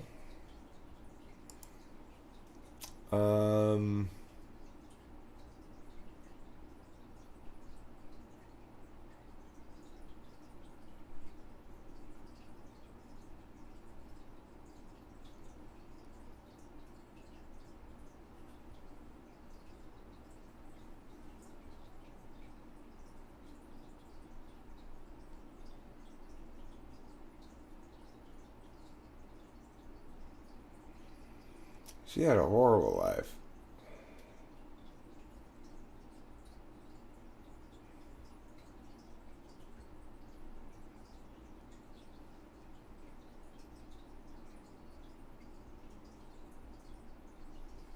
Is she dead?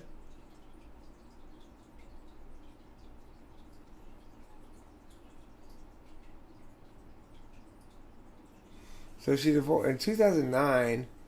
Mackenzie Phillips released her autobiography, High on Arrival. Well, I mean, is there any other way to arrive? Come on. I guess she's still alive. Still alive. No mention of whether... No mention of the important question. Whether that red-haired lady liked Bob Dylan. I think we can assume she did. Otherwise, why would she be so terrible? Kirk Cameron is not a terrible actor. He didn't bug me in whatever that show was he was in, you know. Oh yeah, no. I don't have a problem with Kirk Cameron.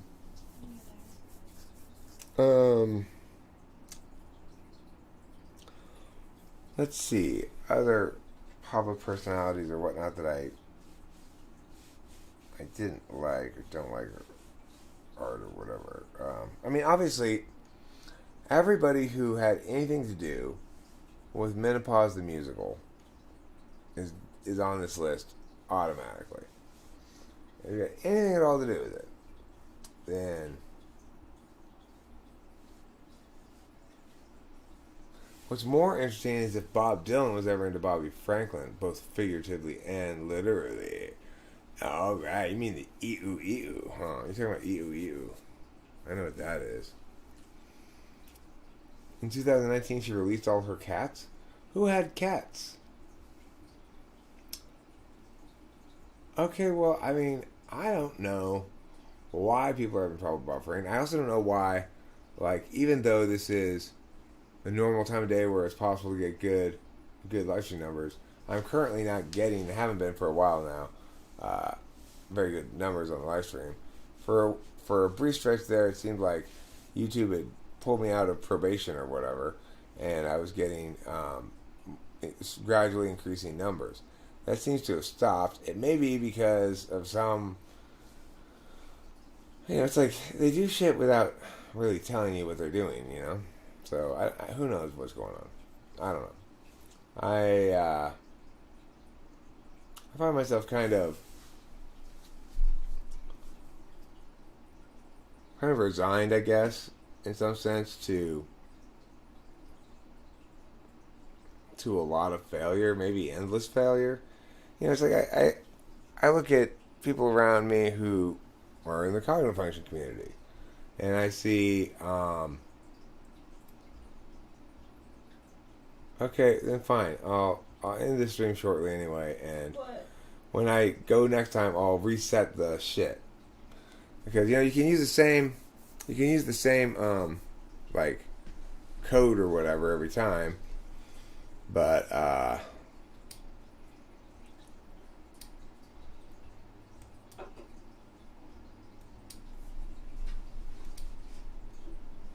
maybe it needs to be reset or something.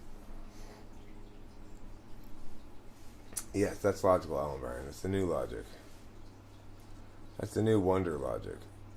So anyway, I just want to say this last thing about stuff in general, which is, so I'm clearly not, I'm either, whatever the conclusion you're going to draw, I don't know what the conclusion you're going to draw is, but what I've seen plenty of since I've started YouTube is people coming and starting, and then they're new, and then they pass me, and then they're bigger than me, and then I've seen this happen many times.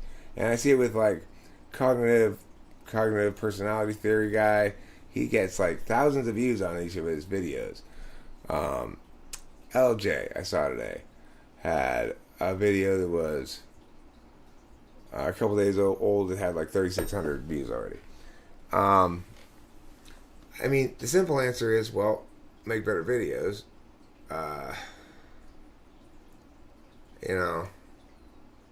Or make fewer videos, or be better at. I mean, there's a lot of possible answers to it, but it's a curious phenomenon because the natural response to that is to be kind of hatey or angry or jealous or whatever.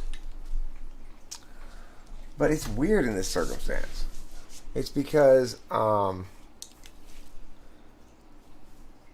when we're talking about cognitive functions specifically, and just let's limit the conversation to cognitive functions here. So these are the people I'm typically comparing myself against and going, oh, look at this guy. He's got a lot of views already. He's kicking ass compared to me. His channel is really taking off. It's a weird phenomenon because the thing that would normally initiate in me, I guess, jealousy or hateriness would be some sort of doubt about the subject matter. Like, I guess, you could say that because I don't actually have any concern that other people might be more right than me, or be better at explaining or understanding typology than I am. I just think to myself, like, well, you can only have one of those things, I guess.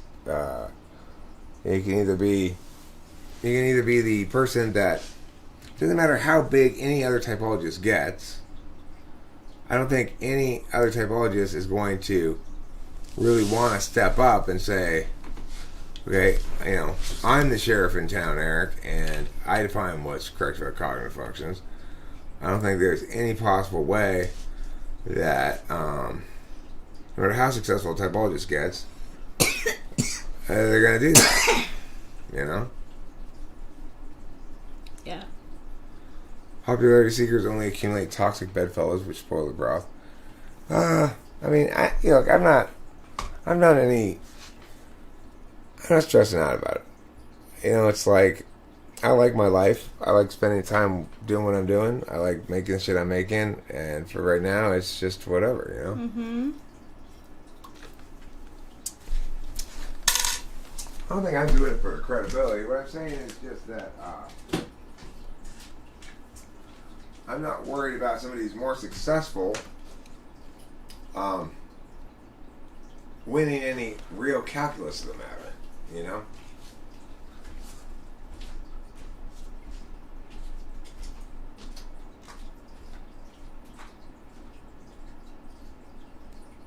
Maybe I am the hypocrite after all. I just don't get type and what it should be used for. I've found that type helps me understand other people and myself. Why certain interactions go, in one direction and other interactions go, different way.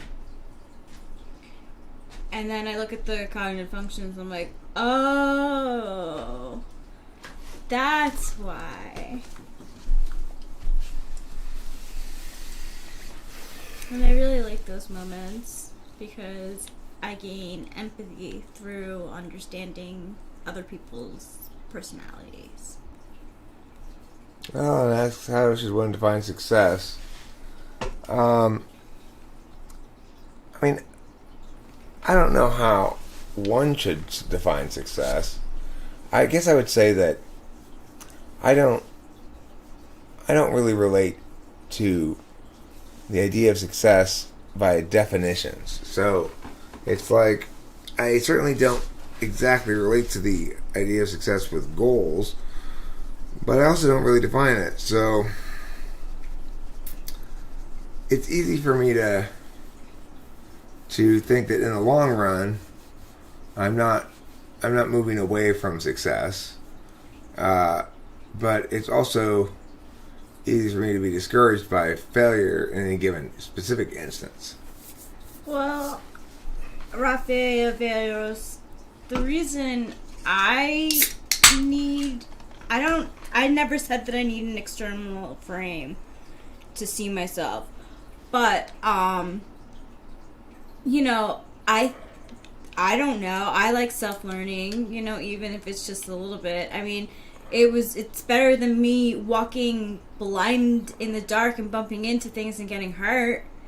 Like, way better. But this is stuff that I'm also interested in naturally. So, I mean, it's just an interest. Yeah, Sean, I'm happy to hear that. It certainly is the case that a lot of times, and that's the power of SE, right? It's like it doesn't really matter what Sean sent her as long as it wasn't especially rude or something. Yeah, okay. You send me an email or something, or let me upload. I gotta. It's gonna take a second to deal with that because I gotta export all the tracks, upload them. Do you use Audacity? Should I just export it in AUP or what? You have my phone number, right? Are you in America? I don't want you to incur phone charges. I mean, if the point is to go further or understand better, how could people do it without all the MBTI knowledge?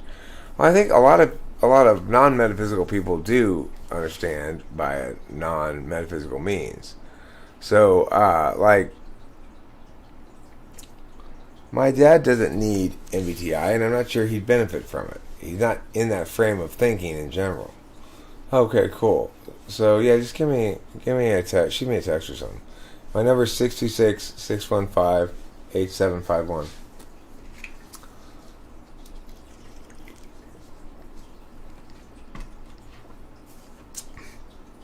That's 626. I don't feel the need to defend myself, Rafael Veros. You said you need it, but you don't. But you need it to see, and then you explained that within the frame of MBTI and stuff. Well, I think, Raphael, the thing about cognitive functions is it's like they unlock the map, right? They unlock an ability to map parts of things that you were unable to map adequately before. But that doesn't mean that they turn the map into the territory anymore, right? You still have a distinction between map and territory.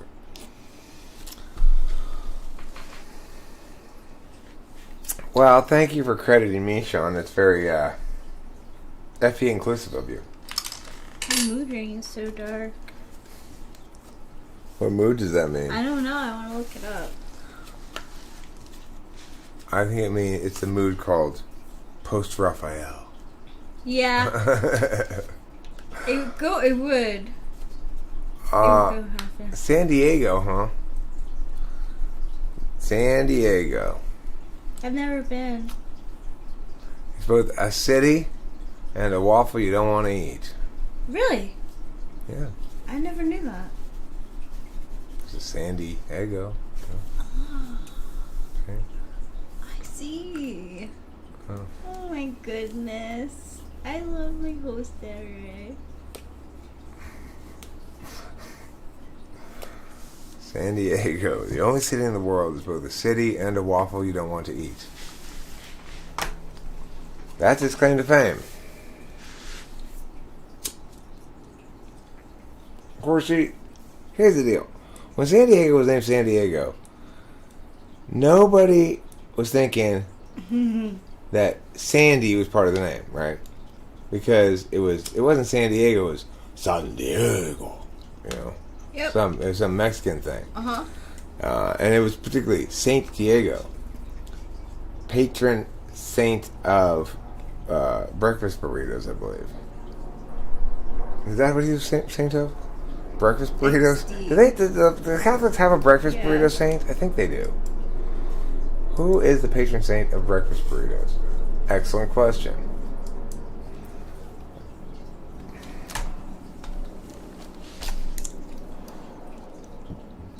Diego is the saint of what? Saint Juan Diego is the patron saint of what? Why are you dick teasing me here? Answer the question. Yeah, it doesn't.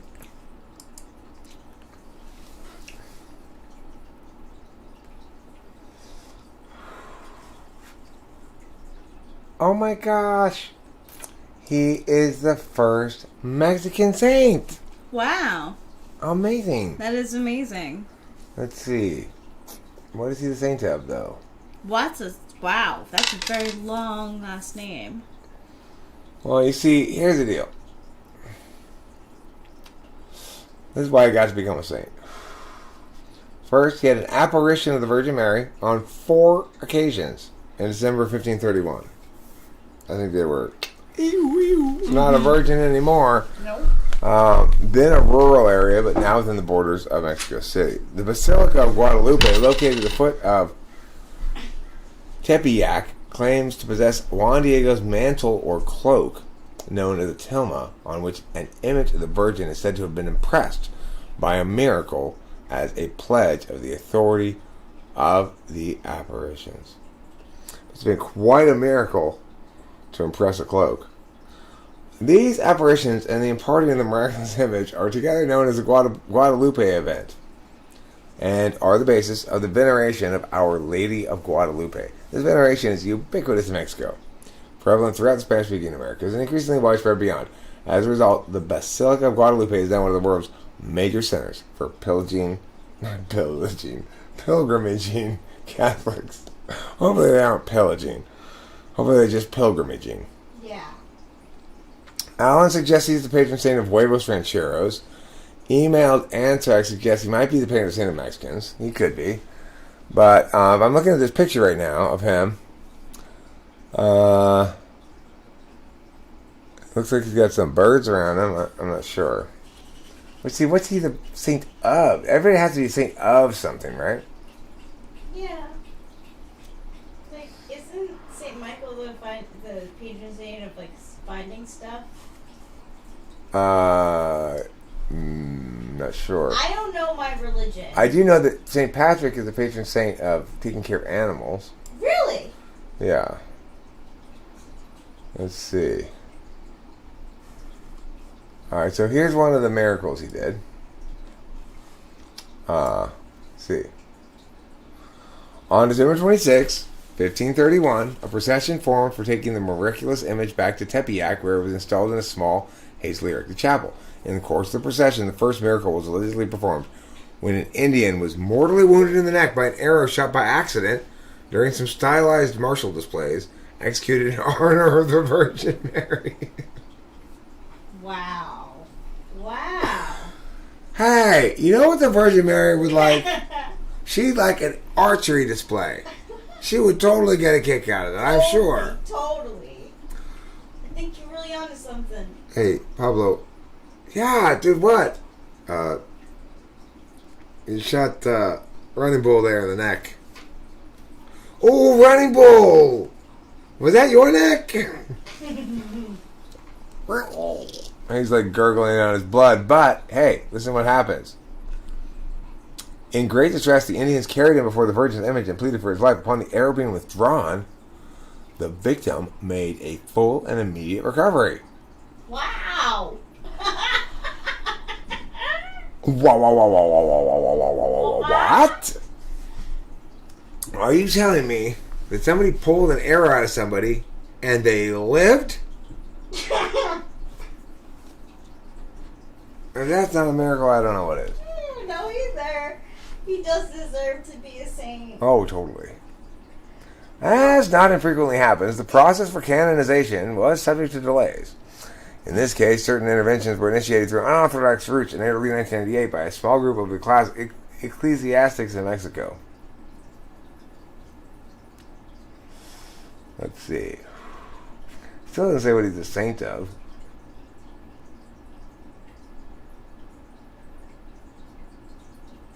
A bunch of like Catholic back and forth about whether he should be a saint or not or something. It's like, God, talk about dense ideational work that's not going to be definitive. Mm-hmm. Okay, so what am I looking for? Yes. What is Saint Diego? Saint Diego, patron saint of what?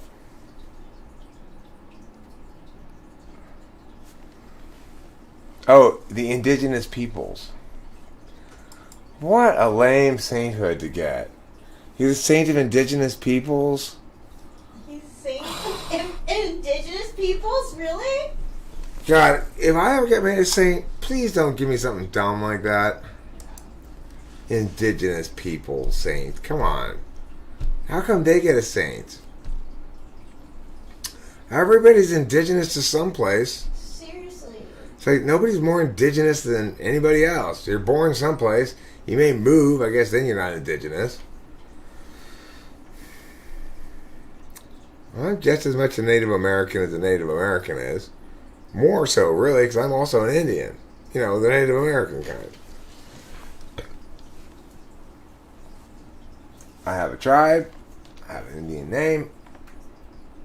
I have a long history of hunting the buffalo. What more do you need to prove you're an Indian? Nothing. Oh, alcohol problem. I got Oh. that. I'm totally an Indian. Yeah, you are. Can't handle my booze. That's right. Firewater drives me crazy. Fire water? Yeah, that's what we call it when we're Indians. Ah. We transracials, when we're being transracially Indian, I mean, you know, we call it that. I'm multicultural. Yeah, you are multicultural, but listen. I don't want you co-opting my culture, okay? Only I'm allowed to call it firewater, because I'm an actual feather not dot Native American Indian, Native American Indian. Hey, Okay? I understand. Right. That's why you're also not allowed to celebrate St. Patrick's Day. But you know what Or you Cinco de did? Mayo. But I want you to know. Excuse? You should. Okay, You, okay. listen. You are not allowed to go to any Cinco de Mayo parties, any St. Patrick's Day parties. You must attend Black Lives Matter protests Oh. to make up for the fact that you're not multi-ethnic enough. I was really hoping to just have an Eggo. The only egg I'm going to give you is a sandy one, my darling. If you want to eat yourself a San Diego, you go right ahead. But He's only the he's a unfortunately, Lawnmower's been here and he's gotten sand all over our egos. What's he getting? Why? I have an IQ of meow, people say. Ooh, wow. Saint of what? He's a saint of poo. He's a saint of everything you do. He's saint everything. I want to be the patron saint of something that doesn't require a lot of effort on my part. Like, patron saint of indigenous peoples sounds both depressing and like a lot of work. What am I supposed to raise these people out of poverty or something? Or come on now. How about, I got a better idea. Patron saint of bong rips. Now that's something I can get behind. If you're patron saint of bong rips, I bet you get transubstantiated into your head at least some of the high. If we go to a BLM party, we'll need to learn how to sing the Internationale. There is power in a factory, power in the land, power in the hands of the worker. But it all amounts to nothing if together we don't stand. There is power in our union. Our union forever defending our rights.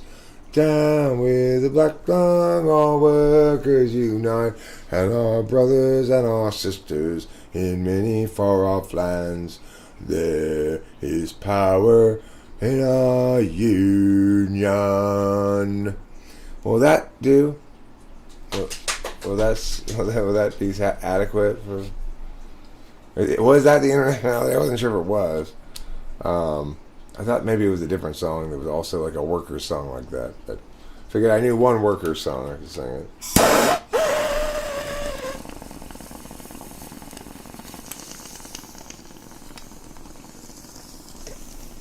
You're such an entertainer. Thanks, darling. You're welcome. Alan Bryan, here's the thing. I'm pretty damn sure the BLM party doesn't want me there. Because, I probably wouldn't be fighty. Unless people, persisted in provocative wrongness, I guess. But, I definitely wouldn't be given any lip service or other indications of respect for that whole nonsense. So, if I went to a Black Lives Matter party, I would say, God, don't you hate how a legitimate cause of police reform has been co-opted by racists? And people go, what? I mean, that's exactly what happened.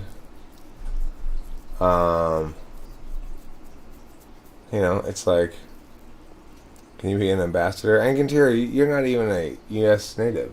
You're from New Zealand. Maybe you can be the guy the ambassador meets with in New Zealand. Just go to the main building in New Zealand and just say, hey, Eric, send somebody over. He said I could talk to him.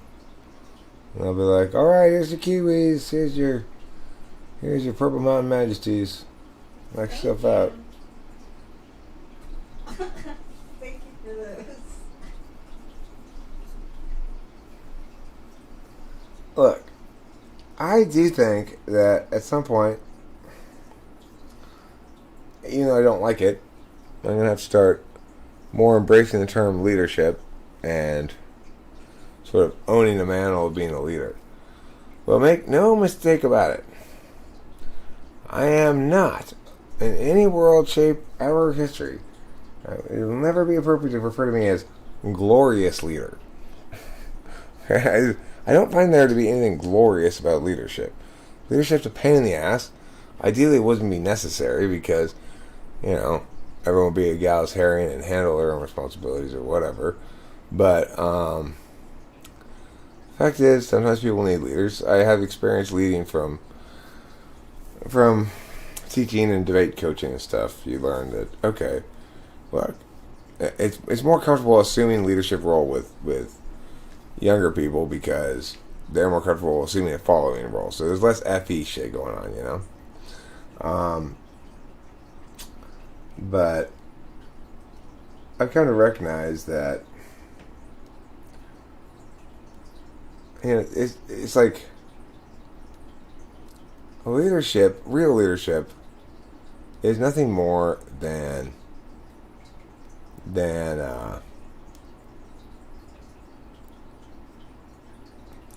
freedom from fear. It's like, let me find it, Sanderson. I might pull it off randomly someday. I don't know. It won't mean anything when I do.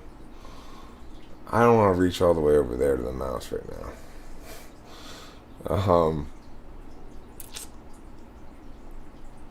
What was I saying? Oh, yeah, leadership stuff. It's like, the reason I'm actually a leader, potentially, depending on the circumstances. Obviously, people have to lead in the right circumstances. Like, would it be wise for me to lead a scuba diving team to go investigate some species at the bottom of the ocean? No. Why? I am not a scuba diver. I don't know how to dive. I mean, I actually did. It's not that I don't care to watch it, David Sanderson. I want to stress this. It's not like I'm trying to be a dick about it or whatever. It's just, it's like, I really don't watch anything on YouTube, and I carry around with me something called being 50 years old, which is, used to be, I couldn't really make decisions about my time. I just rolled with what was in front of me, and over time I've come to recognize that every time somebody, let's say a person suggests a movie to you or something to watch, well, if you watch it, you're going to either like it or not like it, but it's going to be something, you're going to do that instead of doing something else. So that it's like everything ends up being a time investment or a time cost. Every recommendation people make is a suggestion that you direct your attention to some number of hours of your attention towards thing number X. People will sometimes have better or worse understandings of what a given thing that they suggest entails. In this instance, David wants me to watch the video. I probably will watch it, actually, David Sanderson. What? I'll probably watch the video he made from his debate server. Maybe watch a little bit of it and see if I prompt me to think of anything. I kind of want to talk about, on a video at some point tonight, this lady that Rachel dislikes because of her approach to YouTube magical framework stuff. So her message is manifesting this law of attraction stuff where, hey, if you want me, you just gotta become the desire. Once you fully become the desire, it'll happen like instantly. Okay, well, and one of the symptoms of it's not going to work if you're like doing it wrong, is that you'll start questioning yourself and backtracking from believing in this. Oh, That's a symptom of me doing it wrong. I see. So I just need to believe harder. I'm sure they are worthy of my time, Angantyr. The thing is, I'm not saying that other people's recommendations are not worthy of my time. I'm saying that most of the time, I'm not at a loss for something I want to do. So it's like, there's a certain quality of like going to somebody who just finished their entire big dinner with dessert and everything and say,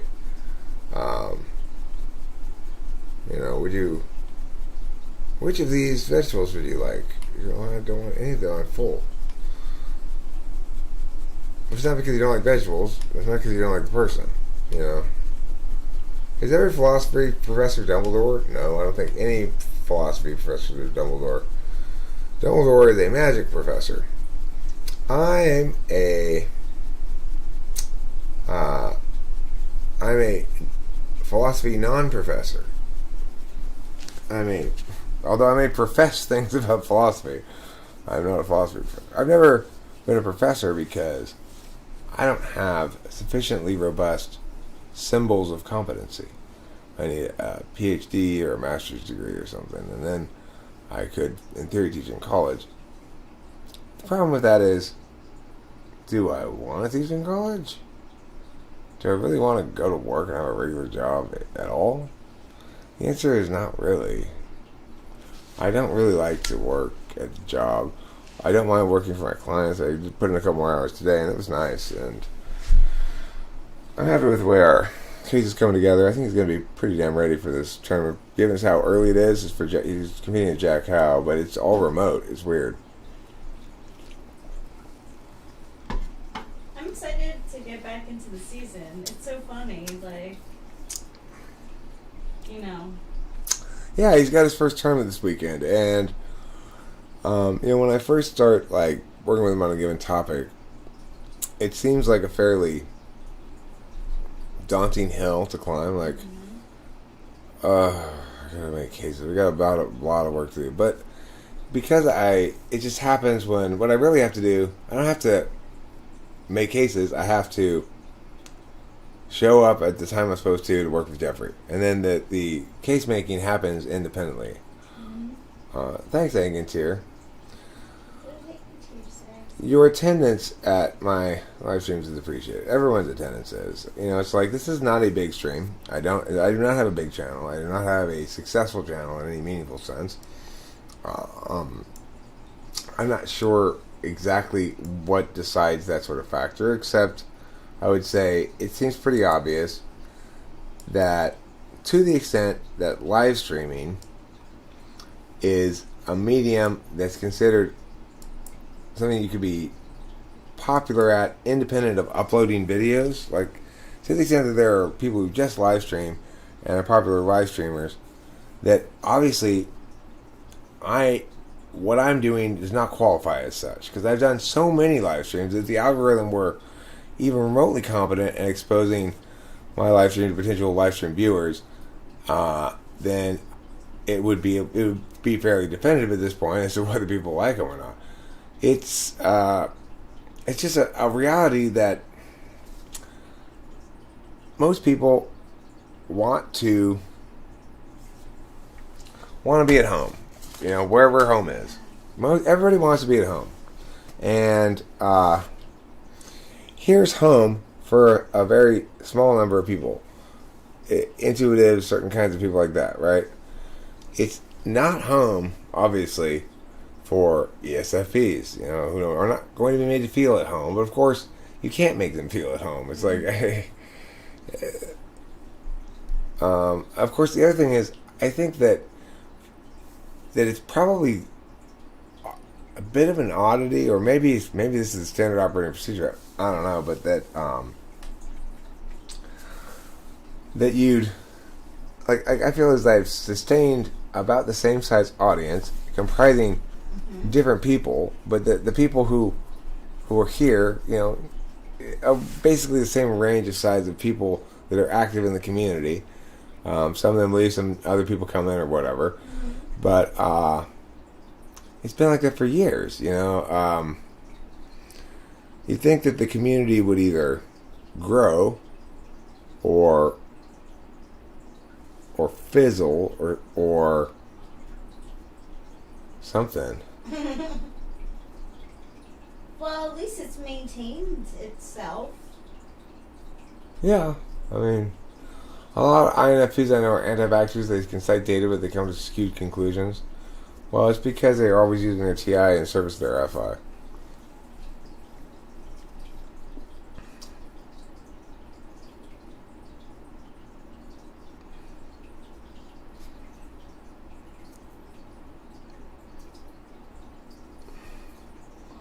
I mean, it is the case, Raphael, that that I'm naturally using those descriptors. In other words, I do describe people in cognitive function, certainly around here, because it's typically a topic, but also because the reason it's become the topic around here, because the reason it's so frequently used, is because it genuinely is the best way to talk about aspects of people that otherwise, frankly, just simply aren't distinguished or aren't parsed. There aren't really any words or set of language for them.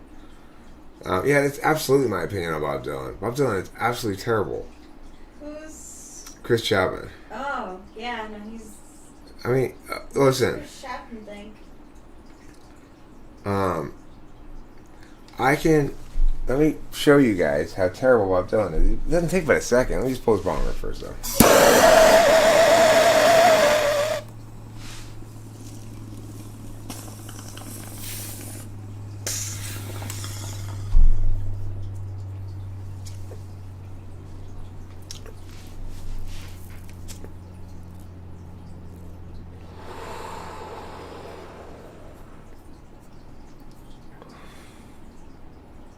So, I will prove that Bob Dylan is absolutely horrible.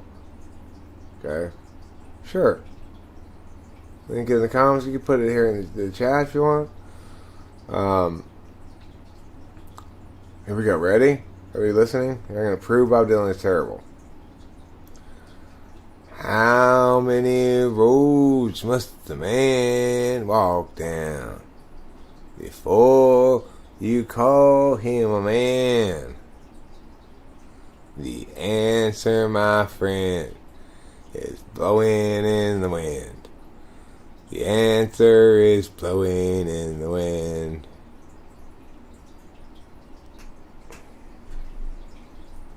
Okay.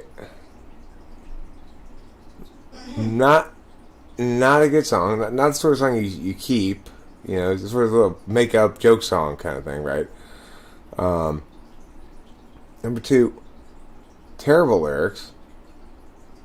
Ask a question. Simple enough question. Let me give you an example of an answer. 6. You gotta walk down 6 roads. Give you another example of an answer. It's actually not the number of roads, Bob, it's the specific roads. You've gotta walk down Broadway at least once. Any number of things could have answered that question. Let's say Bob Dylan does in fact know that the answer to the question is blowing in the wind. To know that the answer is blowing in the wind means he's seen the answer blowing in the wind and probably knows the answer himself and simply isn't sharing it with us.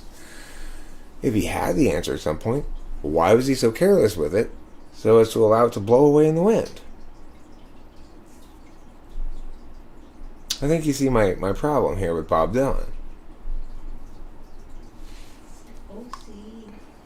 Let me give you another example Oh, no. of why Bob Dylan is so terrible. Hey, Mr. Tangerine Man was this like hit that everybody thought was genius. Hey, Mr. Tangerine Man, have you heard the song? I can't even sing it at the moment. It's like so Bob Dylan-y generic, like Hey, Mr. Tangerine Man. It's like it's just Yeah. I thought it was Tambourine Man. Oh, Tambourine Man. Whatever. Tambourine, tangerine. Same thing. Same fucking difference. Yeah, that is the one that everyone claims is the biggest hit. Hey, Mr. Tambourine Man, play a song for me. I'm not sleeping and there ain't no place I'm going to. It's not a good song, right? Who's gonna dance to that? Anybody? It's like nobody's gonna dance to that. Ain't nobody. Hey Octavia. I don't know, not tonight. I'm tired tonight. What? Octavia says, when's lawnmower getting typed? Tonight, I'm typing my hands and their relationship with my cheeks. Aww. I'm typing my elbows and their relationship with my knees. I'm typing a formal business letter, like we learned back in middle school before the advent of computers. The thing is, ever since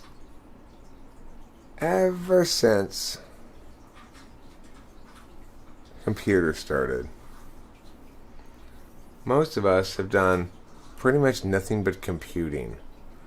It's like, I never expected all this computation to follow along suit with the computers because I never used them for computation. It turns out that no matter what I do,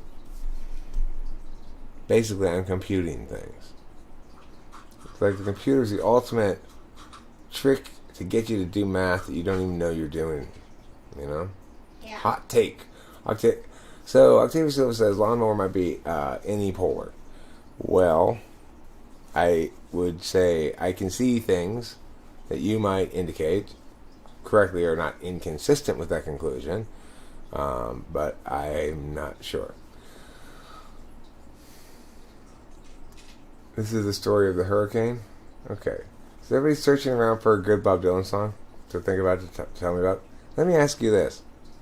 Do you, at any point, choose to listen to any Bob Dylan songs? And if so, what are you punishing yourself for? What did you do wrong? It must have been something pretty awful. Oh, I fucked up bad. It's nothing but fucking Bob Dylan and Elton John for me all day long today.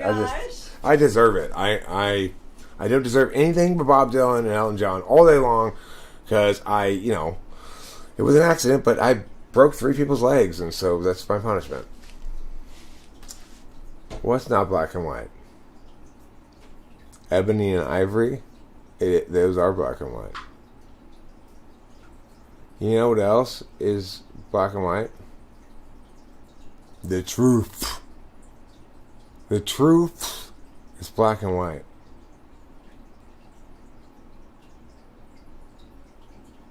You know, the truth tells us something important. It says, you can't hide that turd very long, no matter how well polished it is, right? It's like you hear certain shit on. I mean, this is the thing. Turds don't get within. They never get even close to getting into my playlist, for example, of songs that I want to listen to. Either chappy tracks or snappy tracks. Rachel and I listen to a lot of things. I mean, not a lot, but I mean, periodically we'll go through a little, like, listen to new stuff. And, I will toss a lot of shit for every one song that I go, this might make the list. Even though, to begin with, YouTube is trying to narrow my field of stuff I like, presumably. And I'm also, I guess, trying new random shit based somewhat on the thumbnails. But, almost nothing makes it onto a playlist because it's like, it's so difficult. Yeah. It's just so difficult. That's what it is. It's not like people are bad at it. People don't. It's not. It's like easy for me to be like, people don't get it. The fact that Eric, who are you to talk, right? It is incredibly hard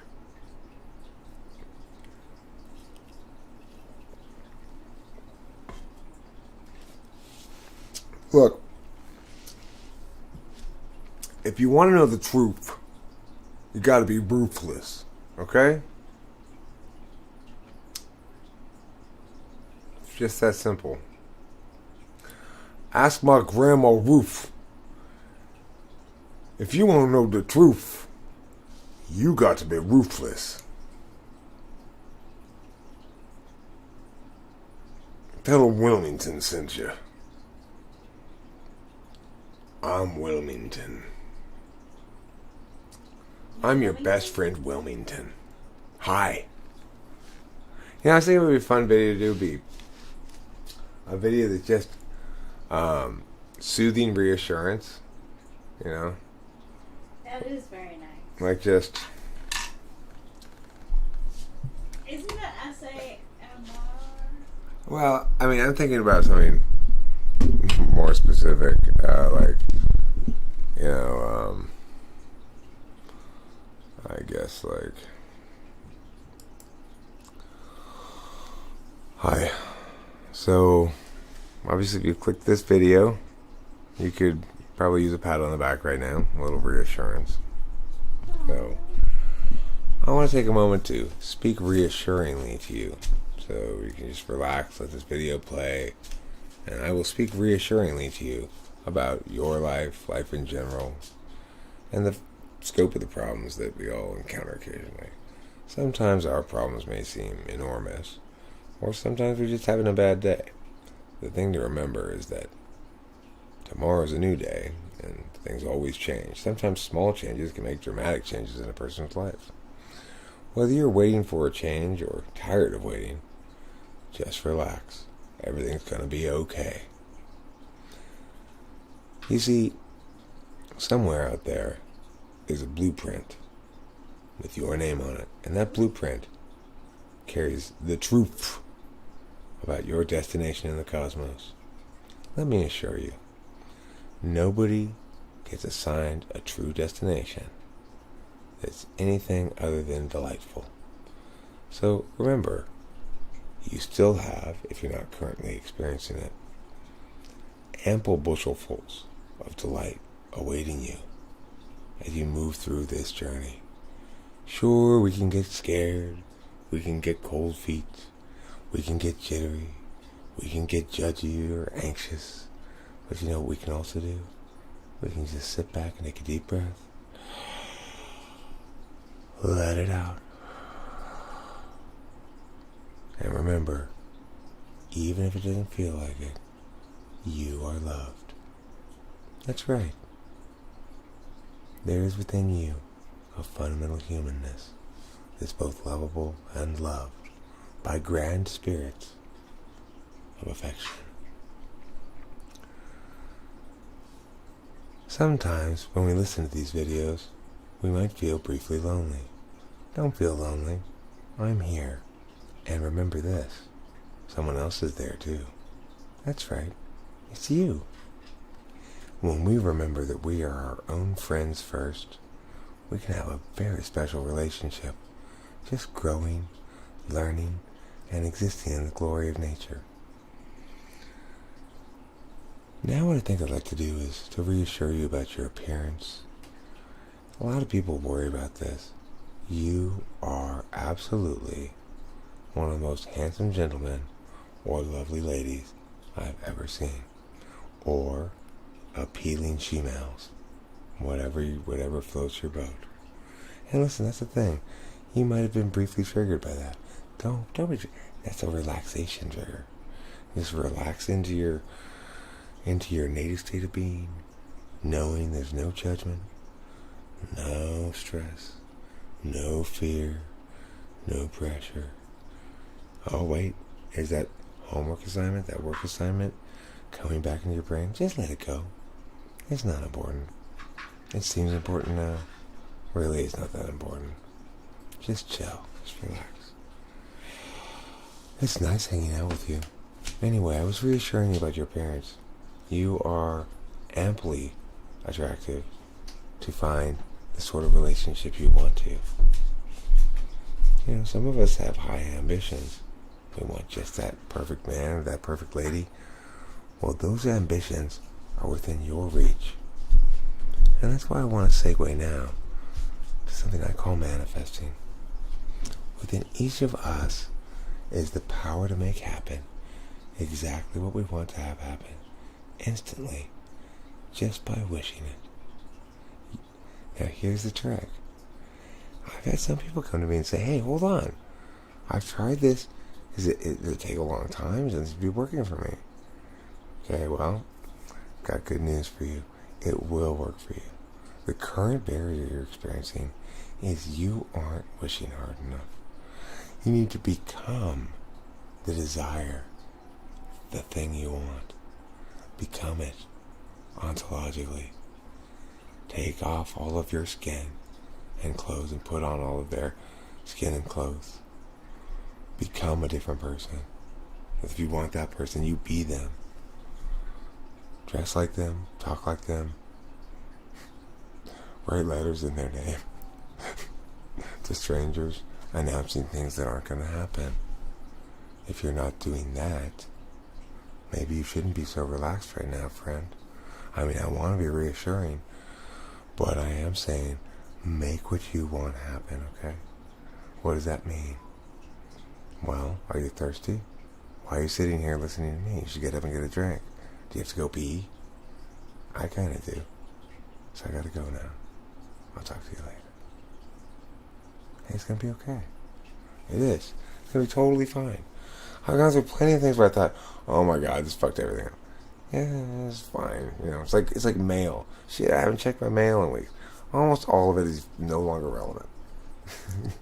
Some things you're like, damn, I wish I hadn't missed that. But, you know, that's life. Anyway, that's my reassuring video. Feel reassured? Hope so. I just asked, actually, what should we do? What should I do if I have doubt? Whoa there, lady. Doubt to the crime. No doubt allowed.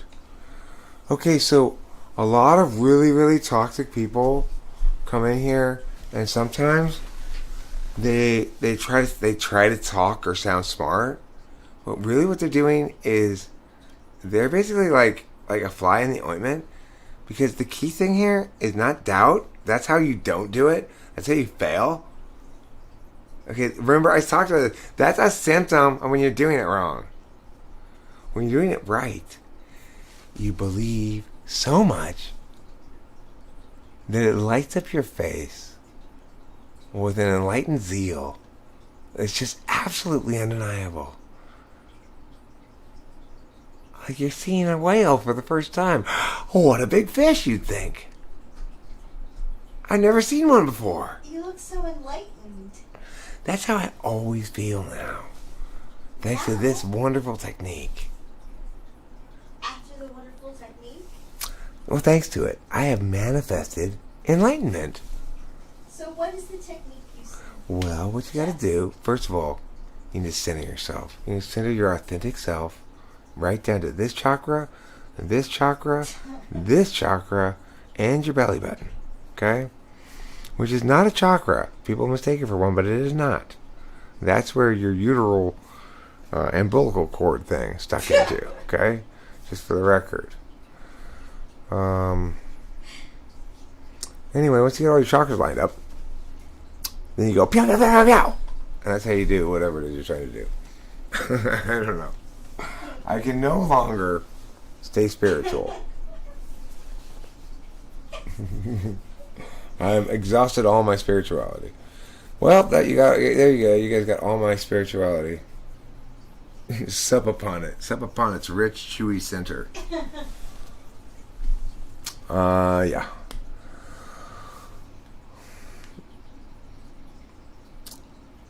So anyway, I'm gonna split now because I don't even know what I'm doing. What am I doing right now? What are we doing? We're gonna eat something, or Yeah, can we? we need to eat something, huh? I'm looking for French. I have a hankering for French fries. Okay, well, let's go get some French fries then. French fries. I wish I were a professional comedian. I like to think I'm funny, David Sanderson, but I will admit that comedy's one thing that I'm a little scared of. But if I'm in the right mood, yeah, no problem. But, you know. Alright, I'll try to take a look at it for a bit. I'm scratching my foot. Hopefully not Octavia Silva, to be honest. I really need to go to sleep. But, my clients keep, like, everything. I didn't think I was supposed to work today, but then my phone started blowing up this morning. I ignored it, and then starts blowing up Rachel's phone, so. You did not have a session. It was supposed to be Friday, which I I don't know. know if you have anymore. No, I do have Oh, Friday, you still too. have Friday. Yeah, No, you're not- the thing is, I wasn't supposed to have it yesterday. I was supposed to have it today. So I thought we were replacing today with yesterday. But instead, we were adding yesterday today, and we're adding Friday, too. So I might end up also working for part of the tournament. I don't know if he's going to want to consult me. But that probably I will do off the clock, probably. Okay, so I got to go. Thank you for being here. And remember, you are reassured.